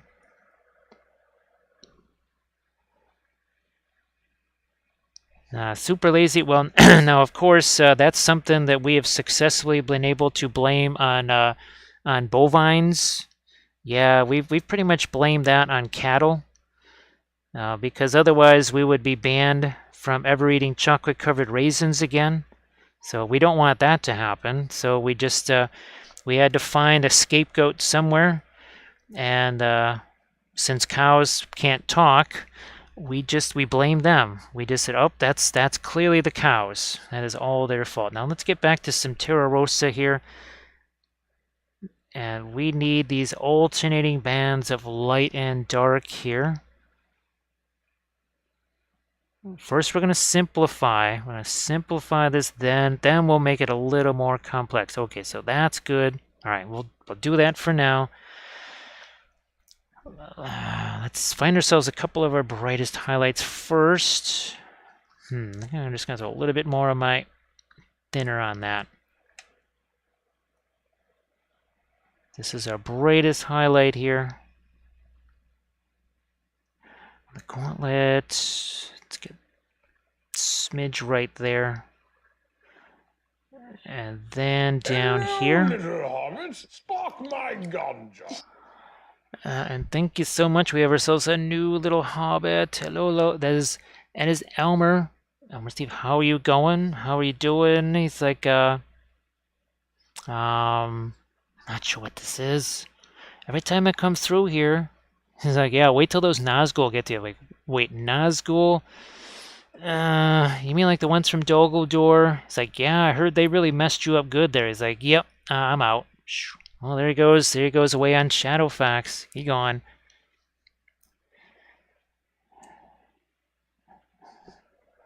Back to that lightest light here. I don't think we never did put that on the shield. Okay, that's good. That's good, because there's a few areas, I think, on the shield that could use this latest light. And the Nazgul we're talking about, again, we've got to finish off our last couple of guys here, so I think he'll have a bit, I guess apparently this is the Witch King, and I believe that each of these guys does have slightly different abilities, or at least different weapons. Different abilities, different weapons. Hey, Terror Shard, how you doing? Unfortunately, Terror Shard, this is a 3D print, and I do not know, at least right now, I have no idea where it came from. It was just a file that was sent to me to paint by one of my commission folks. This will eventually be up on Instagram, and I'll be able to find out by then. And then I'll try and have that info up on the Instagrams there. But it is a printable file. That I do know, because I printed it up myself. Beyond that, sadly, absolutely no clue. No clue whatsoever. Now, I do know the the origin of the file we'll be painting tomorrow. That's good old arch villain. And that is the Etten. Yeah, so we'll be painting up the Etten tomorrow. That's going to be really fun. Should be lots of neat skin tones on that.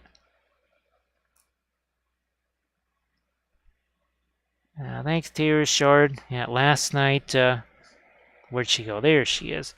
So this was the Adepticon 2022 miniature. This is from Victoria Miniatures. We painted this up last night.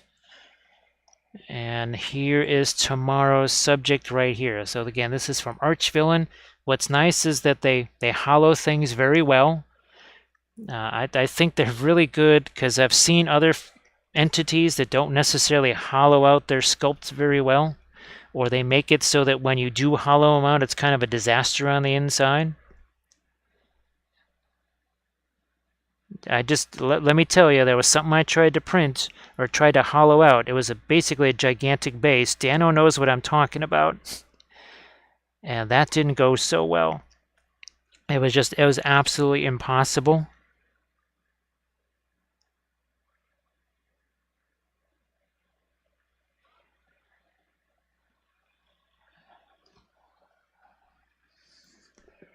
Grim, actually, well, you see, you went to bed. We never stopped streaming. Yeah, I just a brief bathroom break. That's why you got the alert that I was streaming again, because it wasn't like I actually stopped streaming at all. It's just one long, continuous, never-ending stream, of course. Now, see, Grim, you know how I cursed you? Remember I said, so you're just going to be streaming on your usual Wednesday, right? Yeah, did you get to stream on Wednesday? You did not get to stream on Wednesday, did you? So I guess my next question is, are you willing to answer the question, are you going to be streaming on Wednesday like usual? You may not want to answer yes. You may not want to answer yes to that, because you saw what happened the last time you answered yes. Alright, so he said we could cut a couple of more light highlights. And oh, by the way, this is less than 2 hours. This is like an hour and 40 minutes here.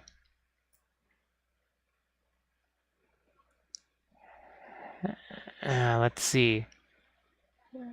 Armored Wolf was able to find it. So from CGT Trader, Trader, not Traitor, the Hoplite Warlord.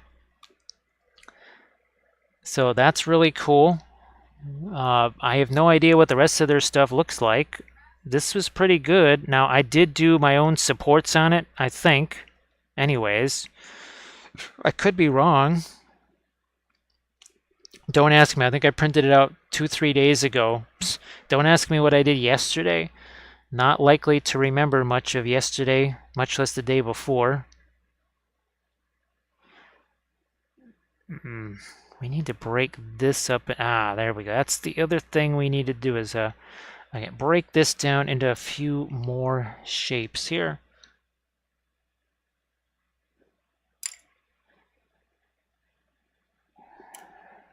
I'm just going to take that, spread that out a little bit. Ooh, we need a little reflected light on that. So we're just going to plop that on there. We'll just take a blending brush and we'll smooth that out nice and easy. Might need to do a top edge here. Yep, I thought so. Blending brush again, just to...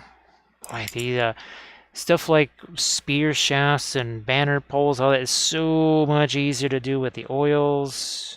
My goodness, so much easier to do. I think we'll try and snag a little bit of light here on the knuckles. Yeah, let's do that.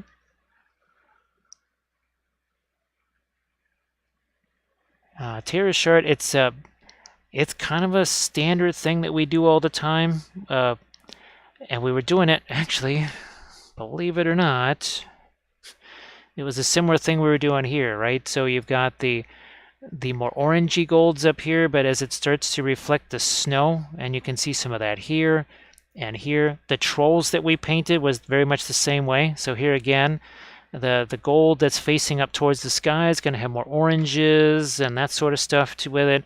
And then facing towards the ground, more of that greenish gray.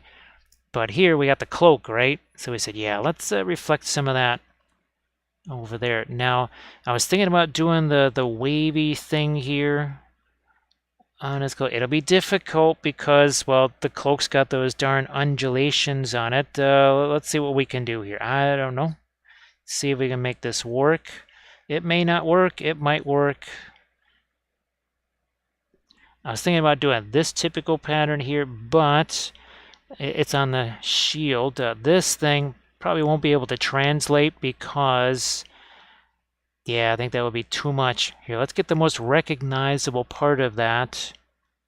Here, I also see some fuzz on that brush. We don't want any fuzz on there. It's going to be... Okay, I think that little bit of fuzz is gone now. All right, Grim, you have a good one. And well, I guess we'll see you tomorrow. Yeah, see you tomorrow. All of a sudden, I lost track again of what day it was. So yeah, this is actually Grim. I think we found out something new and interesting here. And that's to just dry brush the reds. That's probably something you might see more often here when it comes to painting the reds. And just like you would expect when it comes to doing freehand over the top of reds, it's persnickety because the reds they don't set very quickly. It's just kind of a thing. All right, let's see if we can get the...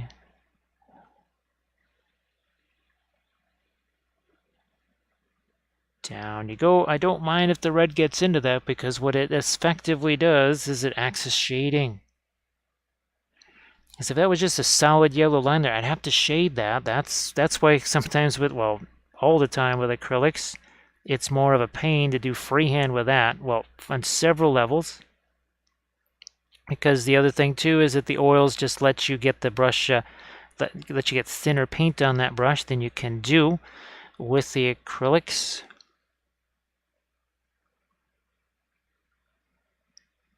Terra Shard, we do that all the time. That is exactly how all of this was painted. That's how actually most of this was painted. That's how most of all of the stuff that I do is done. Because again, with the oils, you're not painting like acrylics where it's one dry layer on top of another. You want to have those things mixing together. That's pretty much the whole point of using the oils, really, when you think about it. So we want to have things mixing together, so that's why we do it. We've already, even here, we've done some initial dry brushy stuff there. But yeah, most of this is essentially a dry brush or that type of application.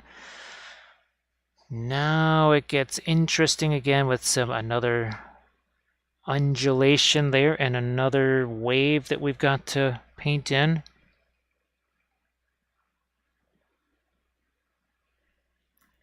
So again, this is also, think of it as more of a feathered type of a brushstroke, but there is very, very, very little paint on the brush.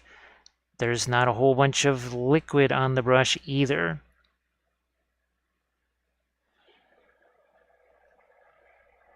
That again, you can't think of the acrylics as just slow drying oils because, or oils as slow drying acrylics because that's not what they are. There's kind of no point in using the oils that way. Might as well just stick with the acrylics then. You want to let the oils give all of those positive benefits. Right now here, and again, these are Green Stuff World. Oh, it's Sculpey. Green Stuff World texture rollers. Let me see if I can find a nice little piece for you here. This is one. So again, a texture roller. This is just a sheet of extra firm gray Sculpey. We roll the texture into it, we bake it, and then you can see we've got to something here that we can break into little pieces, and that is the same stuff that we use on so many of our bases. This is also a Green Stuff World texture roller. Green Stuff World texture roller. Oh look, more Green Stuff World texture roller here. Same deal. That's the dwarf texture roller. Same deal. Green Stuff World texture roller. They've got, good grief, they must have at least 30 of those things, possibly more. So Captain Madlove has a Let It Glow. That's fantastic. Well, Captain Madlove, you know how much I love the object source lighting. One can never have too much object source lighting now, can ya? No siree. Doesn't matter what color it is. Right here, let's see if we can grab another color here. I mean, whether it's orange or magenta or blue, you can never have too much object source lighting. Absolutely love it. Or green, for that matter. Here, get a little flamey skull adds so much to it, doesn't it? And you can create a whole army theme with it, right? Like our Rohan in Flames, Dunlending / Wolves of Isengard, or Moria army, or terrain, because, look at that. Yes, we actually built and painted those buildings here on stream, and yes, they're on fire, because, why not? Why not?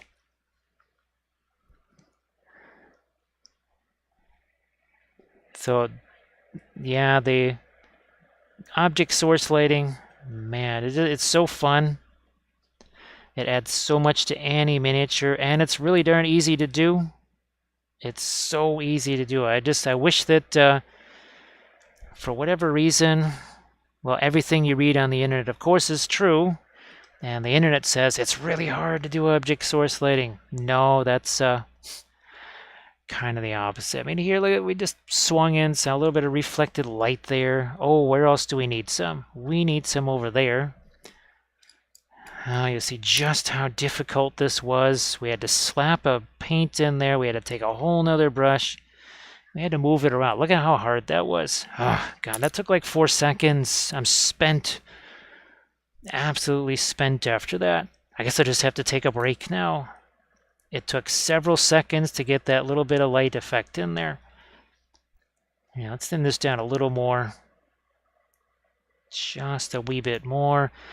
We need some light edges on the top of these. Now that we've darkened them down, you must have dark to show light. I was trying to lighten those up before, and there was not enough dark underneath. So, could have made them as light as I darn well wanted. It wouldn't have made a difference. Now it makes a difference, because we have that little bit of dark there. We're gonna add some more.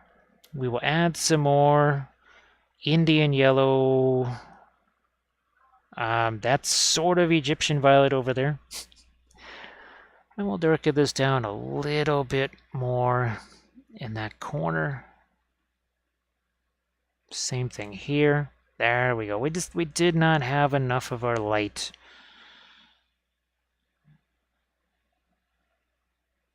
Now here we went again. We got reflected light. Reflected light ain't gonna do nothing unless we have some darks there. Now here we've kind of put in the darks that we need. That needs, where's our green over here again? This is going to get that reflected light right there. Can you see it? Yeah, you can. There it is. Boom, right there. Same thing over here. Poof. There.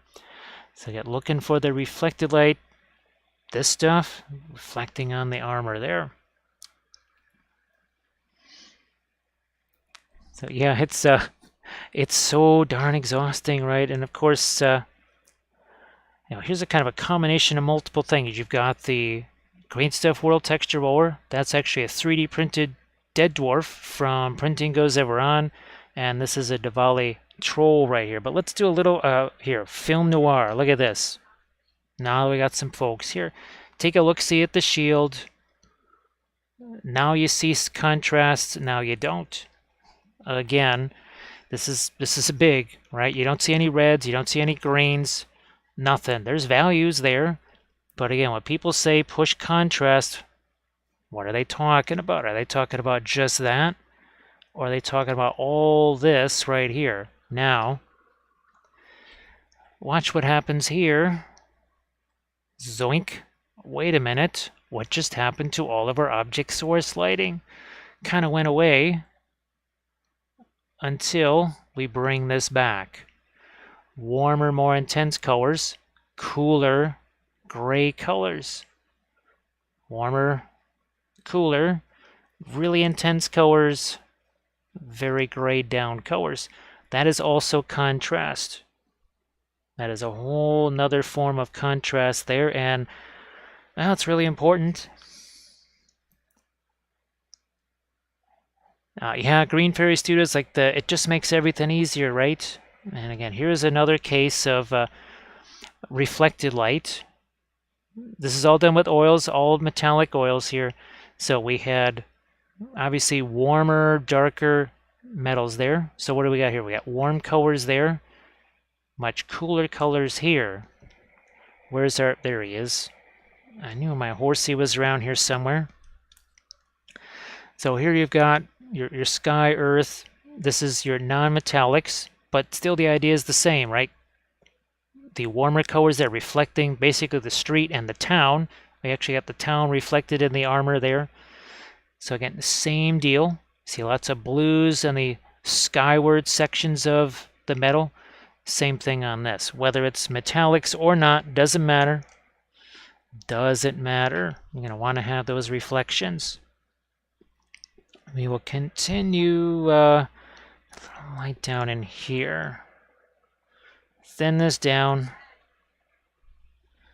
Oh, and also to a very light approach to holding the brush. None of this here. None of this death grip on the brush. First of all, can't reach the miniature.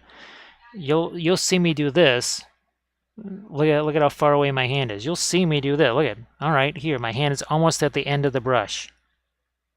And yet, are we having any trouble getting our nice little controlled brush strokes here? Are we having any trouble with that? Nope. Because we don't have this death grip on the brush. Nice, easy grip on the brush here.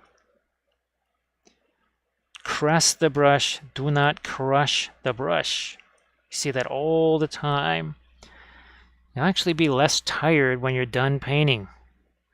You think I'm joking? I'm not joking.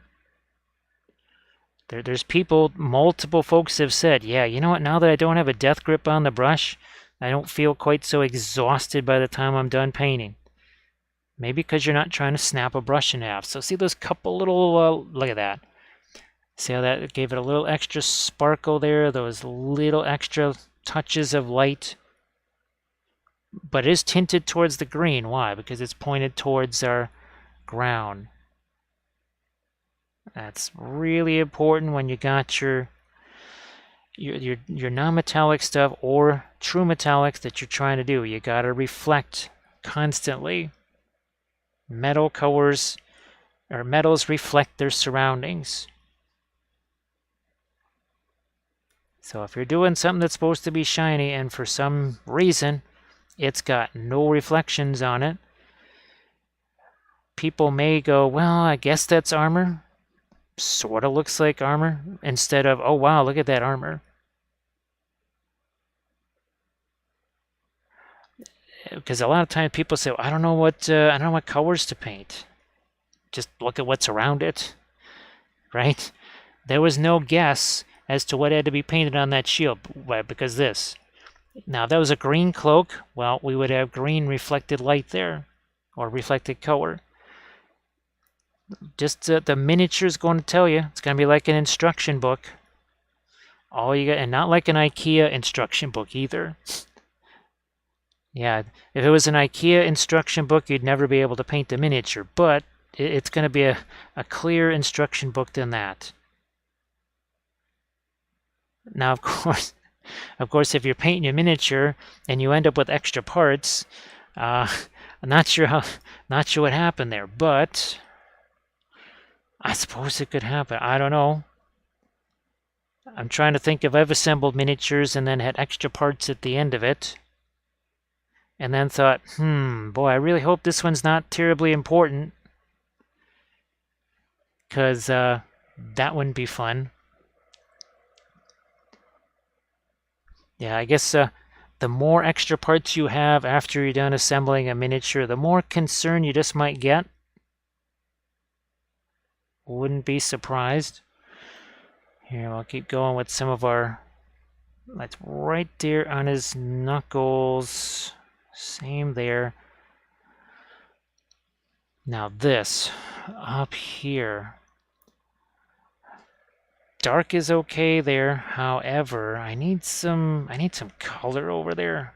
I don't know, what do we got here? We got Terra Rosa. We got a little Indian yellow. Is that giving me enough of a color boost here? Ah, now we are. There, that's better. That's it. I needed it to be not just darker there, but I needed a more energetic color too. Nothing like some Terra Rosa and Indian yellow mixed together. That'll pop some energy into that. Oh, let's see. So Major Enzabal is assembling some blood letters and has extra parts. Well, now of course, I guess if you slice yourself while assembling, you might end up some extra parts there, but you know kind of where they came from, and you could always, I guess, use the super glue to put those back on because you know where they came from. Cane Thornwood, it's kind of funny having assembled a number of 1/48 scale Tamiya vehicles for bolt action. And of course, if it's a German tank and there's at least 75 variants to it, right? Because it's going to be a Panzer III LFAJKFYZ double X. I mean, you know the drill. If it's a German vehicle, it will have 1,000 variants to it. And you're liable to end up with some extra parts, aren't you? Now, of course, I have not assembled any of the 1/700 scale kits yet for our ships. Well, I know I won't be having extra hull parts. The hull, I'll ace the hull on those things. Superstructure, maybe not so much. Maybe not so much. Oh yeah, okay. And it's so funny because you assemble a traditional sort of bolt action kit like this, and I've assembled a T-34-76 in Tamiya 1/48 scale. There's more parts in one wheel than there are in this entire tank, because Tamiya, right? And of course, I guess if you're doing interiors, right, and you got a tank with a turret basket, and that the tank commander's chair has 47 parts to it. That's just a tank commander's chair. That's not the whole that's not the whole turret basket. That's just the chair. Oh my goodness. I think I have opened up some of the 1/700 scale ships. Again, I have not put any of those together yet. Oh my goodness. I wonder if they actually make any Regia Marina 1/700 scale, like any, let's see, any of the Roma class battleships. And we've painted some Italian ships. Gosh, where the heck are they? It's been a long time. It's going to take me a while to find my... Oh, nope, is that them? Nope, that's not them. That's not them either. Gosh, when the heck is the last time I even had a chance to look at those? Is that them? Oh, there we go. There's one of the ships. Yeah, there we go. There's my Regia, my barbershop navy. There we go. So those are pretty darn tiny. I think those are what, 1/350 scale? Yeah, I think those are 1/350, and that's just like a corvette. So those are barges and torpedo boats there. But yeah, there's some of our Italian heavier gun ships right there. That was actually something I painted on my birthday a few years ago. That was very fun. Now, of course, it'd be really fun to try that with the oil paints for sure. So yeah, ye old barbershop navy, Regia Marina. I mean, they have distinctive architecture to them, but you know, those red and white stripes. That really is quite distinct for the Italian Navy. Yet their own planes managed to bomb them several times. I can only imagine the British watching this from a distance going, seriously? Should we actually give them some help? Should we just like turn on our signal lights and say, look, the British are over here? Yes, we're over here. You're bombing your own guys right now. And I think that actually happened twice. Just for good measure, to add insult to injury. All right, Kathy's gonna head out. So it's a sleepy time for Kathy. Oh, it's 10:35. Okay, it's later than I thought. It's later than I thought. Now, of course, this is what's on tap for tomorrow here. So this is also from Archvillain, another one of the fantastic 3D prints. We'll be getting this thing all set up. That is from Archvillain. Yes, ye old, good old barbershop navy. Actually, the painting of that Corvette, that is on the YouTube channel. And I think I've got at least 3 other ships. I have a U.S. landing ship. I have a Verposten boat. And I think, do I actually have the Russian mine? No, and a minesweeper. Yes, a German minesweeper. That's it. So we actually have four videos on the YouTube channel painting those Cruel Seas ships. Of course, we have all the Armada ships that we've been painting. All right, now I'm starting to feel that a little bit more. Where's that green? I'm going to throw a little bit more here.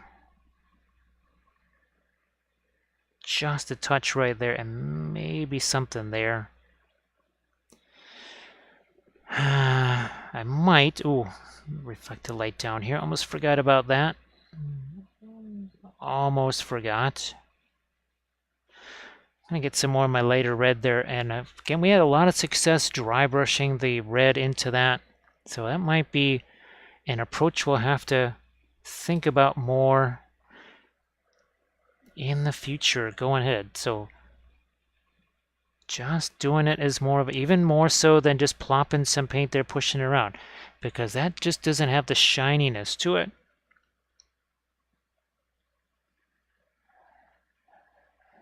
That's ye old Harrier. Well, I guess they came up with a new Harrier, right? Because they're not going with the VTOL that the U.S. made. I think they basically updated their own Harriers, right?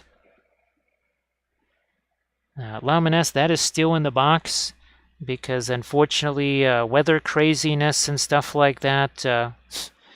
Yeah, that with all the rain and everything and dealing with water and stuff, was not able to set up the new area for the printer, so that will just have to wait. I'm hoping to get that set up before Adepticon. Now, we will have to get some cooperation from a few areas before that happens, probably.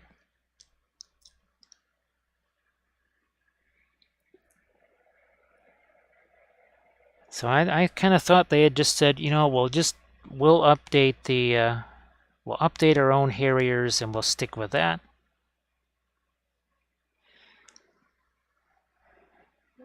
And of course, well, they were the ones that figured out how to land a Corsair on an aircraft carrier without crashing it every time. So I guess we have to give them that.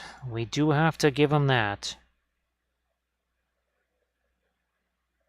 It was sort of definitely an odd approach.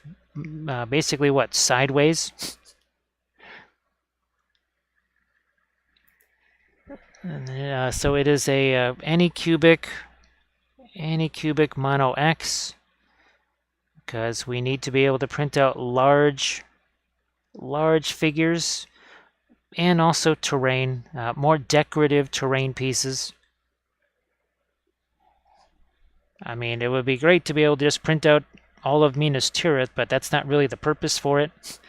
What I really want it for, again, is, well, dragons, primary number 1. I mean, that's the number 1 thing that we would want to be printing on that.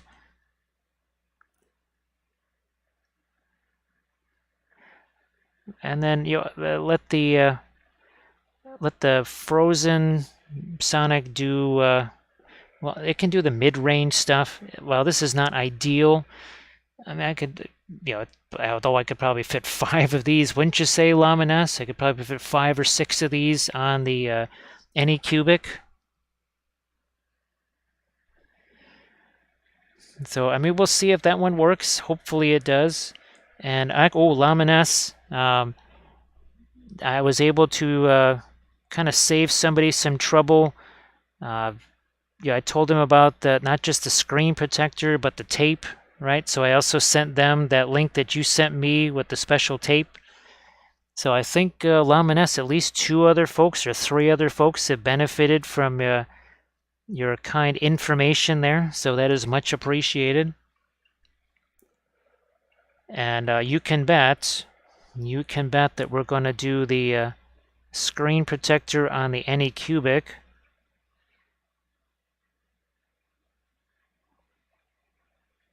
What was that? Oh, the other thing that I wanted to do for that. Oh, I want to get the. I definitely want to see if I can pick up a wash and cure. Well, at least a wash.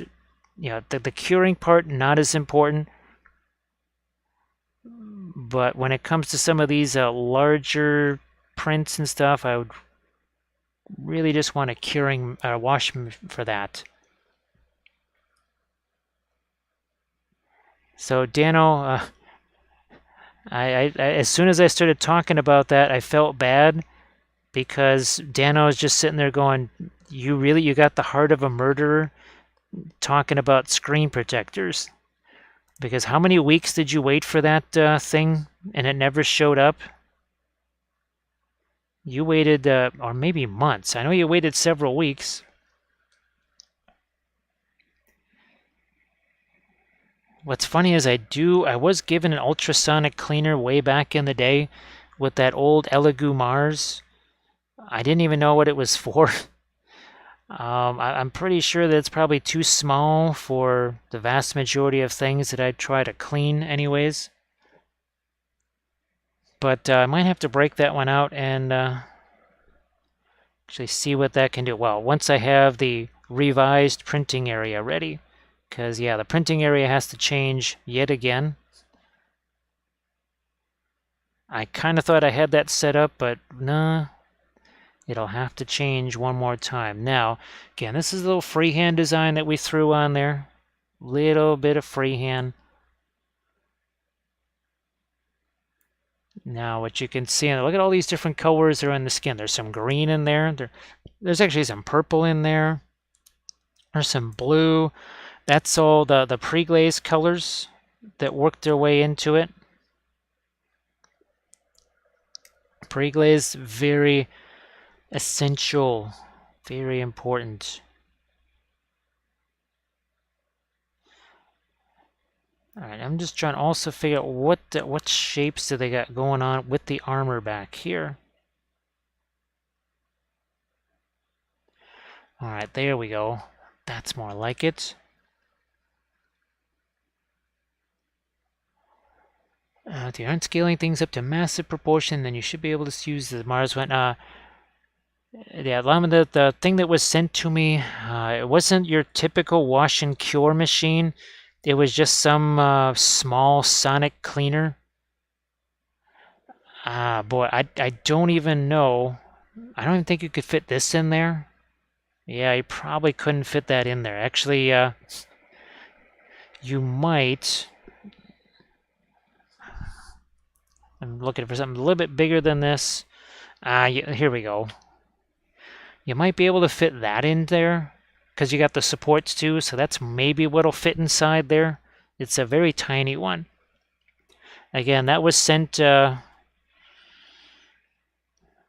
years ago, basically right around this time in 2020. So yeah, it's hard to think, Laminess, that what is this, February? Yeah, as of 2 years ago at this time, I'd never done a 3D print before.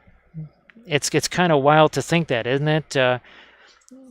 Given the fact that basically 95% of everything I paint here is 3D printed, that this time 2 years ago I had not done a 3D print yet. It's pretty insane. Now here I'm just going to slap some of the black on here because I just need to see how dark do I need to get any more dark on the base. Now there's going to be grass and flock and other stuff on here, but that's got to wait till all this is dried. Let me see. Get a Ziploc bag, put the miniature in it, fill it up with your IPA, and the ultrasonic will travel through the Ziploc. Well, Laminesse, that should maybe keep it from splatting all over the place, right? Hey, Poly Principle, yes, this is using, all of these bases are done using the green stuff world, the texture roller with the Sculpey, baking the Sculpey into sheets. This is the Roman texture roller. Obviously, that's the Greek texture roller. Here's your Elven texture roller. So we use these all the time. Here, I gotta actually wash that out because that's acrylic. That's acrylic. Here's we got some other examples over here again of the texture roller. So again, it's just this is the gray extra firm Sculpey. Run the texture roller through it, and there's just so many different textures here. That's the elf texture roller. Oh look, here's the Greek texture roller. We're going to be using this one on some some Artisan Guild, sorry, merfolk here. Boy, I might need a cough drop here. Let's see. Oh, that way you can put a much larger miniature in a smaller ultrasonic cleaner using the baggie. Yeah, Poly Principle, they're pretty much essential. I mean, the dwarf here's that dwarf texture roller. And it's funny because I thought it was one of my favorite rollers. I thought I'd never get to use it until, well, all of a sudden I had the Moria army, about 3 different dwarf armies. Kane, I think that there's a couple of folks that have been, trying to print out texture rollers, and a couple of other folks that have been trying to sculpt some so that they can print them out too. And I just wish I knew more about sculpting and more about texture rollers, because I'm sure there's a bunch of textures I've never thought of yet, even now, that would be fantastic to have, but they just haven't crossed my mind yet.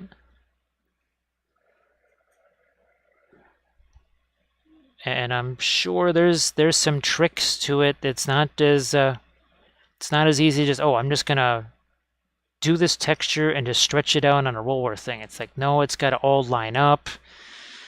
Do you want any of those little roundels like they put in some of the texture rollers? So it is definitely more complex. It's not quite so simple. But there's got to be some little magic to that somewhere. I'm not sure what that is. Hey, Suicide Prinny. Nice to see you again. I love the texture rollers, and let's see, what are the three new ones we're gonna do? Oh, we got a steampunk roller. We've got the arcane roller, the Norse roller. So I'm actually trying to print up some miniatures that might go well with those rollers so that I can do some videos on those. Steampunk roller, well, I know exactly what I'm using on those. This is one of the Monster Mini Mayhem releases with all of the basically steel horses and the dragons and that sort of thing.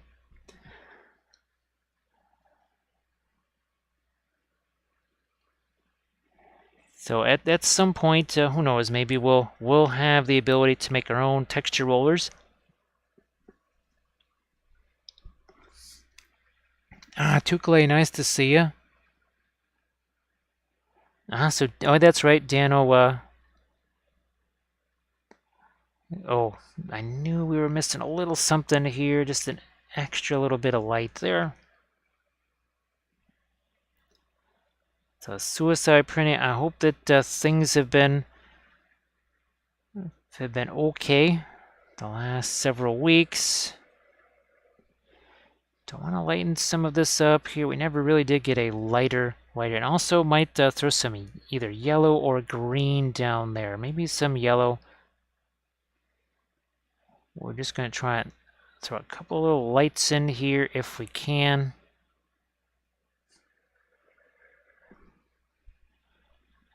Like so.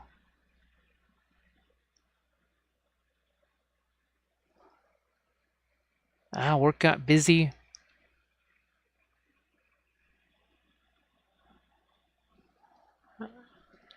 Yeah, sorry that I know it seems like everybody's work schedule just, I don't know if it was because of changing things, in the world of certain nature, or if it was just, that's just kind of how everybody's job is these days, where it's just a very fluid workplace and stuff just changing all the time. You know what, I'm gonna see if I can just get some yellow onto those. Thinking about the green. I don't know. Let's try it. Let's see what happens with the radiant green. That actually does have a little bit of yellow in it because we had some Indian yellow on the brush. Let's see what happens with this. Maybe that's not. It's not so bad after all. I also want to let this be stained in a couple of places too, so we won't. Whoops. Yeah, I'm gonna take some of this away here. Yeah, I don't want that to be all just a very light green there. We'll take a somewhat darker version of the green.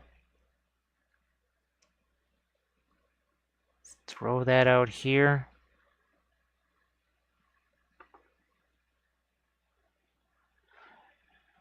And maybe just lighten up that grass a little bit if we can. Where's that brush? Here it is. It's got some of the... No, I'm going to actually grab some of this green here. And this is part of the Luke's APS ground cover. Again, picking up just as much as we can of those little strands of the static grass that are sticking out. It's so much easier to paint the static grass with the oils than with the acrylics because there's no water in the oils, so that the static grass doesn't get all clumped together like typically happens when you're trying to paint static grass with the acrylics. I'm just going to clean this out to get some dark here.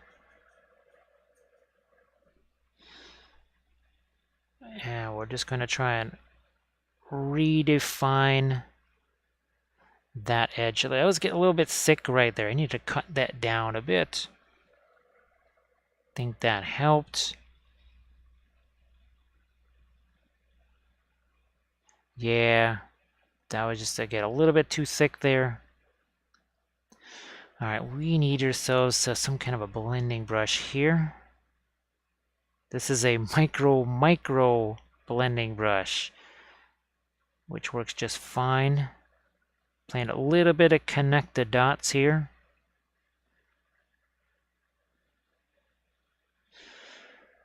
Let me see. You can also somehow work a little bit of a light in that. Now we need something that's got more, ooh, green. There we go. That's what we need. Yep, nothing. It's going to contrast from a little bit of that red, like a touch of the green. Let's do some more here. Not a ton. A little something. I think that works. We need some reflected light here. Somehow nothing there reflected light-wise. Not sure how that happened. Wow, you really can't see what we're doing there, but we're, trust me, we're getting in a little bit of sort of a mid-tone there.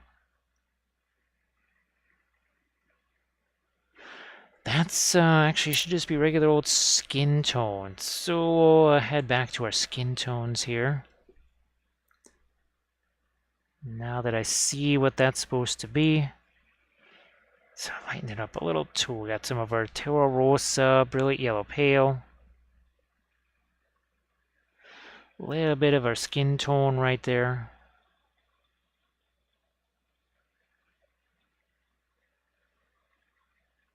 And that, there we go. Now we'll take on a bit more of our light highlights again, potentially even on a few parts of the skin here. Maybe these sandals. A little difficult to figure out exactly what's going on with those sandals sculpting wise.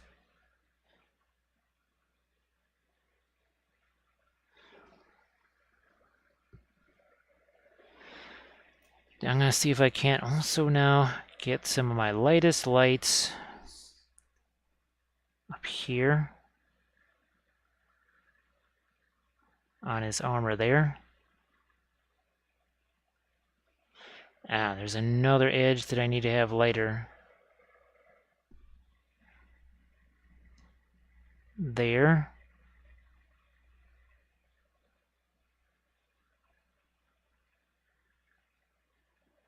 A touch of it right there too.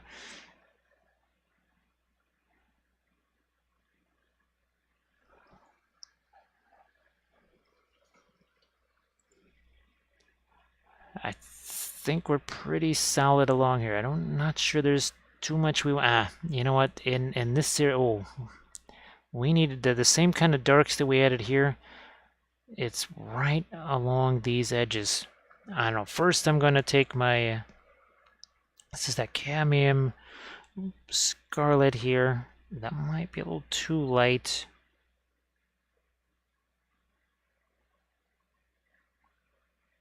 We'll do this first. Then I want to take some of my darks. Egyptian violet, probably. And a little fanchon red. So that does make a very nice, rich, deep, sort of a burgundy color.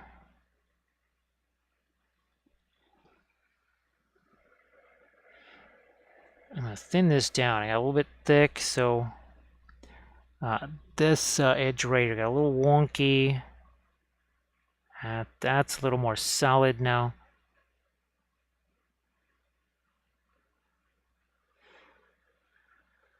Don't know if I really need to darken anything there. This is another thing I want to clean up a little bit here. And this thing too, but I think I need more fanchon red in that.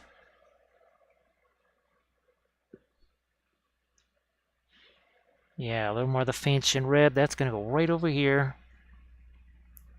See, that line got a bit thicker. This is what I love about the oil paint when it comes to the freehand. It is really easy to make adjustments.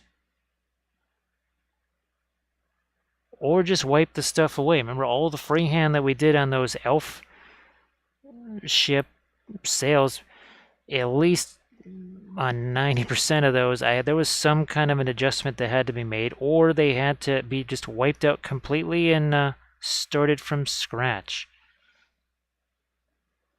So again, this is another area here that just not quite the way I wanted it to be, and also trying to soften that a little bit because I just want my harder edges right there on the one that's easiest to see. Where's my lighter? Yeah, we'll use the lighter brilliant yellow pale here. It's got some of the Indian yellow in it, so now that that's been corrected, can lighten that up just a little more. Complete the adjustment to it. There it is. All right, that's got a that now looks more like this one over here. And all we did was we just mirrored this. If you say, like, where do you get the ideas for freehand from? I just look at the miniature. There was this design, there was a whole bunch of, well, then of course there was the designs on the base. So any one of those or combination thereof would have worked really well for any kind of freehand on the cloak. So just that's something to give a thought to, is instead of trying to create some freehand pattern, just say, you know what, I'm just going to adapt this pattern that's already sitting right here. Why not just use that? And do it all the time. And it sort of looks like it was always meant to be that way. It's pretty cohesive because you're creating freehand around a design that's already on the miniature. So people see that, and to them it's just, okay, yeah, that must belong there. It doesn't have to be that way. That's not a requirement. It's just an easy way to get some ideas for it. Because I know sometimes people are they're really stuck for ideas. Well, what the heck kind of a freehand design do I even want? I just tend to look at the miniature and go, all right, that pattern that's already sculpted onto it in some way, shape, or form, that's just going to be turned into something maybe a little more elaborate, but still, that'll be my freehand.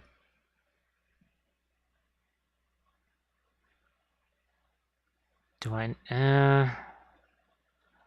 I might just let a little bit of that slip into the violet there on the underside of that cloak. Just a little hint of it, that's all.